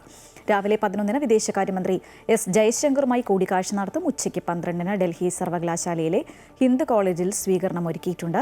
91-94 ഹിന്ദു കോളേജിൽ നിന്നാണ് ബിരുദം നേടിയത്. നാളെ പ്രധാനമന്ത്രി നരേന്ദ്രമോദിയുമായി കൂടിക്കാഴ്ച നടത്തും. വ്യാപാരം, നിക്ഷേപം, വികസനം, പങ്കാളിത്തം എന്നീ മേഖലകളിൽ ചർച്ച നടക്കും. പേരാമ്പ്രയിൽ CPM നൽകുന്ന തിരക്കഥ അനുസരിച്ച് പോലീസ് ആടുകയാണെന്ന് യൂത്ത് കോൺഗ്രസ് നേതാവ് KM അഭിജിത്ത്. സ്ഫോടനം നടത്തിയിട്ടുണ്ടെങ്കിൽ അത് പോലീസിന്റെ ഭാഗത്തു നിന്നാണ്. നടപടിക്രമങ്ങൾ പാലിക്കാതെയാണ് ടിയർ ഗ്യാസും ഗ്രനേഡും പ്രയോഗിച്ചതെന്നും KM അഭിജിത്ത് പറഞ്ഞു. സ്വർണം ചെമ്പാക്കിയതുപോലെ ഗ്രനേഡ് ബോംബാക്കുകയാണെന്നും അഭിജിത്ത് പറഞ്ഞു. യൂത്ത് കോൺഗ്രസ് ഭാരവാഹിത്വം സംബന്ധിച്ച് എന്തെങ്കിലും ഉണ്ടെങ്കിൽ പാർട്ടി വേദിയിൽ പറയും. അതൃപ്തി എന്ന വാർത്ത നൽകുന്നത് ശരിയല്ലെന്നും അഭിജിത്ത് പറഞ്ഞു. ബീഹാർ വോട്ടർ പട്ടികയുമായി ബന്ധപ്പെട്ട ഹർജി സുപ്രീം കോടതി ഇന്ന് വീണ്ടും പരിഗണിക്കുന്നുണ്ട്. ജസ്റ്റിസുമാരായ സൂര്യകാന്ത്, ജോയ് മല്യ ബാങ്ചി അടങ്ങിയ ബെഞ്ചാണ് ഹർജി പരിഗണിക്കുന്നത്. SIR അടിസ്ഥാനത്തിൽ വോട്ടർ പട്ടികയിൽ നിന്ന് ഒഴിവാക്കിയ ആളുകളുടെ കാര്യത്തിൽ സ്വീകരിച്ച നടപടികൾ തെരഞ്ഞെടുപ്പ് കമ്മീഷൻ സുപ്രീം കോടതിയെ അറിയിക്കും. 3.66 ലക്ഷം പേർക്ക് അപ്പീൽ നൽകാൻ നടപടി സ്വീകരിക്കണമെന്ന് തെരഞ്ഞെടുപ്പ് കമ്മീഷനോട് സുപ്രീം കോടതി നിർദ്ദേശിച്ചിരുന്നു. ഹർജിക്കാർ തെറ്റിദ്ധരിപ്പിക്കാൻ ശ്രമിക്കുന്നുവെന്ന വാദമാണ് തെരഞ്ഞെടുപ്പ് കമ്മീഷൻ ഉയർത്തുന്നത്.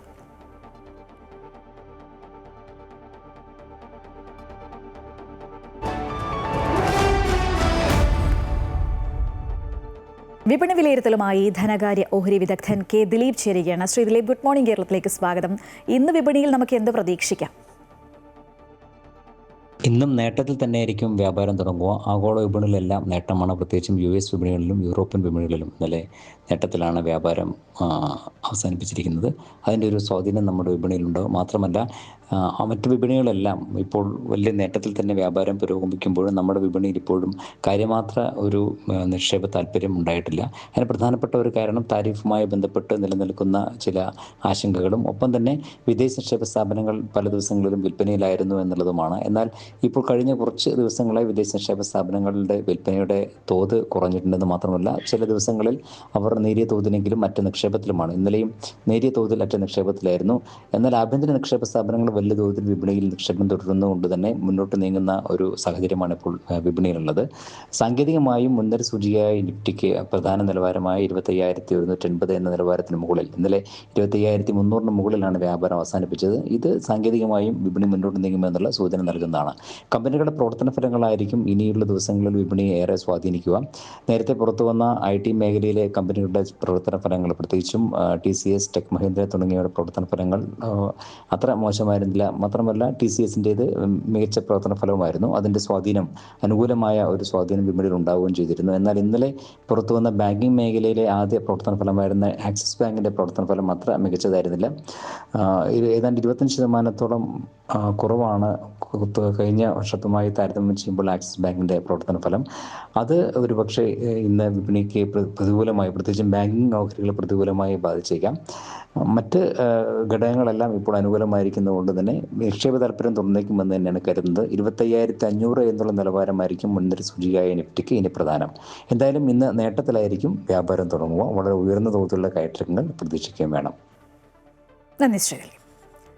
മുൻ മുഖ്യമന്ത്രിയും CPMന്റെ ജനകീയ നേതാവുമായിരുന്ന VS അച്യുതാനന്ദന്റെ സഹോദരി ആഴിക്കുട്ടി അന്തരിച്ചു. 95 വയസ്സായിരുന്നു. വാർദ്ധക്യ സഹജമായ അസുഖത്തെ തുടർന്ന് VSന്റെ ജന്മവീട് കൂടിയായ വെന്തലത്തറ വീട്ടിൽ ഇന്ന് പുലർച്ചെ 12:10 അന്ത്യം. 1 വർഷത്തിലേറെയായി ശാരീരിക അവശതകളെ തുടർന്ന് കിടപ്പിലായിരുന്നു. VS ഉൾപ്പെടെ 3 സഹോദരന്മാർക്ക് ഏക സഹോദരിയായിരുന്നു. 2026 ഹജ്ജ് തീർത്ഥാടകർക്ക് ബാധകമായ ആരോഗ്യ വ്യവസ്ഥകളും ഹാജിമാർക്കുള്ള മാർഗനിർദ്ദേശങ്ങളുമായി സൗദി ആരോഗ്യ മന്ത്രാലയം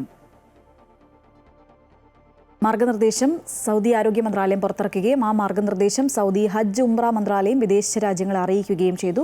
വിദേശ രാജ്യങ്ങളിലേക്ക് അയച്ച സർക്കുലർ പ്രകാരം എല്ലാ രാജ്യങ്ങളും ഹജ്ജ് ചെയ്യുന്ന തങ്ങളുടെ പൗരന്മാർ ശാരീരികമായി മാനസികപരമായി ആരോഗ്യമുള്ളവരാണെന്നും തീർത്ഥാടന വേളയിൽ അവരുടെയോ മറ്റുള്ളവരുടെയോ ആരോഗ്യത്തെ ബാധിക്കുന്ന സജീവ പകർച്ചവ്യാധികൾ അടക്കമുള്ള അവസ്ഥകളിൽ നിന്ന് ഹാജിമാർ മുക്തരാണെന്ന് സ്ഥിരീകരിച്ച തീർത്ഥാടകരുടെ മെഡിക്കൽ അധികാരികളിൽ നിന്നുള്ള സർട്ടിഫിക്കറ്റ് ഹാജരാക്കൽ നിർബന്ധമാണ്. തീർത്ഥാടകർ സൗദി ആരോഗ്യ മന്ത്രാലയത്തിന്റെ മെഡിക്കൽ ഫിറ്റ്നസ് വ്യവസ്ഥകൾ പൂർണ്ണമായും പാലിക്കാൻ നിർബന്ധിതമാണ്. തീർത്ഥാടകർ COVID-19, മെനിഞ്ചൈറ്റിസ്, പോളിയോ, മഞ്ഞപ്പനി എന്നിവയ്ക്കെതിരെ വാക്സിനേഷൻ സാധുവായ സർട്ടിഫിക്കറ്റ് ഹാജരാക്കണം. ഇടുക്കി തൊടുപുഴയിൽ MDMAയുമായി 2 പേർ പോലീസിന്റെ പിടിയിലായി. പടയപ്പ ഫൈസൽ എന്നറിയപ്പെടുന്ന ഫൈസലും എറണാകുളം ഫോർട്ട് കൊച്ചി സ്വദേശി ആഷിഖുമാണ് തൊടുപുഴ പോലീസിന്റെ പിടിയിലായത്. 4.18 ഗ്രാം MDMA ഇവരിൽ നിന്നും പിടിച്ചെടുത്തു. ഇരുവർക്കുമെതിരെ മുൻപും കേസുണ്ടായിരുന്നുവെന്ന് പോലീസ് പറഞ്ഞു. പട്രോളിങ്ങിനിടെ സംശയം തോന്നി വാഹനം പരിശോധിക്കുകയായിരുന്നു. ഇതിനിടെ ഓടി രക്ഷപ്പെടാനും പ്രതികൾ ശ്രമിച്ചു. എന്നാൽ പോലീസ് പിന്നാലെ എത്തി പിടികൂടുകയായിരുന്നു. ജില്ലാ പോലീസ് മേധാവിക്ക് ലഭിച്ച രഹസ്യവിവരത്തിന്റെ അടിസ്ഥാനത്തിൽ ഡാൻസ് ഓഫ് ടീം നടത്തിയ പരിശോധനയിലാണ് പ്രതികളെ പിടികൂടിയത്. ഭിന്നശേഷി സംവരണ വിഷയത്തിൽ സർക്കാരിന്റെ പുതിയ നിലപാടിനെ തള്ളി ക്രൈസ്തവ സഭകളുടെ കൂട്ടായ്മ. കോടതിയിൽ മാനേജ്മെന്റുകളുടെ വാദത്തെ എതിർക്കില്ല എന്ന നിലപാട് സ്വീകാര്യമല്ല എന്നും NSSന് ലഭിച്ച ആനുകൂല്യം മറ്റ് മാനേജ്മെന്റുകൾക്കും നൽകിക്കൊണ്ട് സർക്കാർ ഉത്തരവിറക്കണമെന്നും സഭാ മേലധ്യക്ഷന്മാർ ആവശ്യപ്പെട്ടു. പള്ളുരുത്തി സംഭവത്തിന്റെ പശ്ചാത്തലത്തിൽ ക്രൈസ്തവ സ്ഥാപനങ്ങൾക്ക് നേരെയുണ്ടാകുന്ന നീക്കങ്ങളെ ഗൗരവമായി കാണുമെന്നും പാലായിൽ നടന്ന സഭാ നേതൃത്വങ്ങളുടെ യോഗത്തിൽ തീരുമാനമായി. ഭിന്നശേഷി സംവരണ വിഷയവുമായി ബന്ധപ്പെട്ട വിവാദങ്ങൾക്ക് തിങ്കളാഴ്ച മുഖ്യമന്ത്രിയുടെ സാന്നിധ്യത്തിൽ മാനേജ്മെന്റ് പ്രതിനിധികളുമായി നടത്തിയ സമവായ ചർച്ചയിൽ പരിഹാരമായെന്ന് സർക്കാർ ആശ്വസിച്ചിരിക്കുകയാണ് ക്രൈസ്തവ സഭകളുടെ കൂട്ടായ്മ സർക്കാർ നിലപാടിനെ വിമർശിച്ച് രംഗത്തെത്തിയത്. NSSന് സുപ്രീം കോടതിയിൽ നിന്നും ലഭിച്ച ഉത്തരവിന്റെ ആനുകൂല്യം മറ്റ് മാനേജ്മെന്റുകൾക്കും ലഭ്യമാക്കണമെന്നും ഇതിനായി പ്രത്യേക സർക്കാർ ഉത്തരവ് ഇറക്കണമെന്നും സഭാ നേതൃത്വങ്ങൾ ആവശ്യപ്പെട്ടു. മാനേജ്മെന്റുകളുടെ ആവശ്യത്തെ കോടതിയിൽ എതിർക്കില്ലെന്ന സർക്കാർ നിലപാട് കൊണ്ട് മാത്രം കാര്യമില്ല. വ്യവഹാരം ഒഴിവാക്കാൻ സർക്കാർ നടപടി സ്വീകരിക്കണം.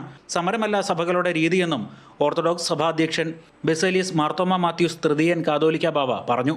ക്രൈസ്തവ സഭയ്ക്കും ബാധകമായിട്ടുള്ളതാണ് എന്ന് ഉത്തരവിറക്കുവാനായിട്ട് ഇവിടുത്തെ ഭരണാധികാരികൾക്ക് മടിക്കേണ്ട ആവശ്യമില്ല.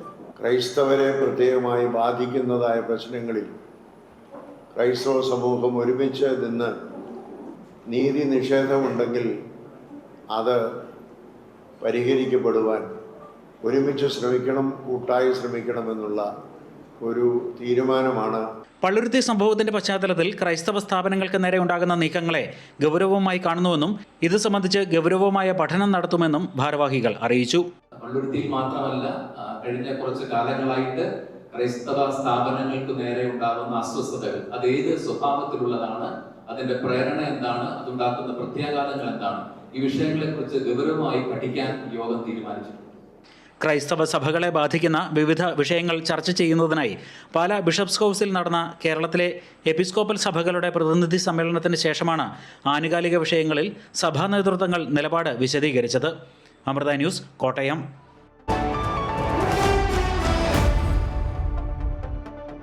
രഞ്ജി ട്രോഫി ക്രിക്കറ്റിൽ കേരളത്തിനെതിരെ തുടക്കത്തിലെ തകർച്ചയ്ക്ക് ശേഷം മഹാരാഷ്ട്ര പൊരുതുകയാണ്. തിരുവനന്തപുരം ഗ്രീൻഫീൽഡ് സ്റ്റേഡിയത്തിൽ ആദ്യ ദിനം കളി അവസാനിക്കുമ്പോൾ 59 ഓവറിൽ 7 വിക്കറ്റ് നഷ്ടത്തിൽ 179 റൺസ് എന്ന നിലയിലാണ് മഹാരാഷ്ട്ര. 91 റൺസ് എടുത്ത ഋതുരാജ് ഗേക്വാദിന്റെയും 49 റൺസ് എടുത്ത ജലജ് സക്സേനയുടെയും കരുത്തിലാണ് മഹാരാഷ്ട്ര 179 റൺസ് നേടിയത്. പൃഥ്വി ഷാ ഉൾപ്പെടെ 4 പേർ പുറത്തായത് റൺസ് ഒന്നും എടുക്കാതെയാണ്. ലോകകപ്പ് ഫുട്ബോളിന് യൂറോപ്പിൽ നിന്ന് യോഗ്യത നേടുന്ന ആദ്യ ടീമായി ഇംഗ്ലണ്ട്. ലാത്വിയയെ 5 ഗോളിന് തകർത്താണ് മുൻ ചാമ്പ്യന്മാർ യോഗ്യത നേടിയത്. 1966 ഇംഗ്ലീഷ് പടയുടെ ഏക കിരീട നേട്ടം. ഇംഗ്ലണ്ട് ഉൾപ്പെടെ 6 ടീമുകളാണ് അടുത്ത വർഷം അമേരിക്കയിലും കാനഡയിലും മെക്സിക്കോയിലുമായി നടക്കുന്ന ഒറ്റ ദിവസം കൊണ്ട് യോഗ്യത നേടിയത്. ഇന്നത്തെ ഗുഡ് മോർണിംഗ് കേരളം പൂർത്തിയാവുകയാണ്. കൂടുതൽ വാർത്തകൾക്കായി അമൃത ന്യൂസ് യൂട്യൂബ് ചാനൽ കാണും. നമസ്കാരം.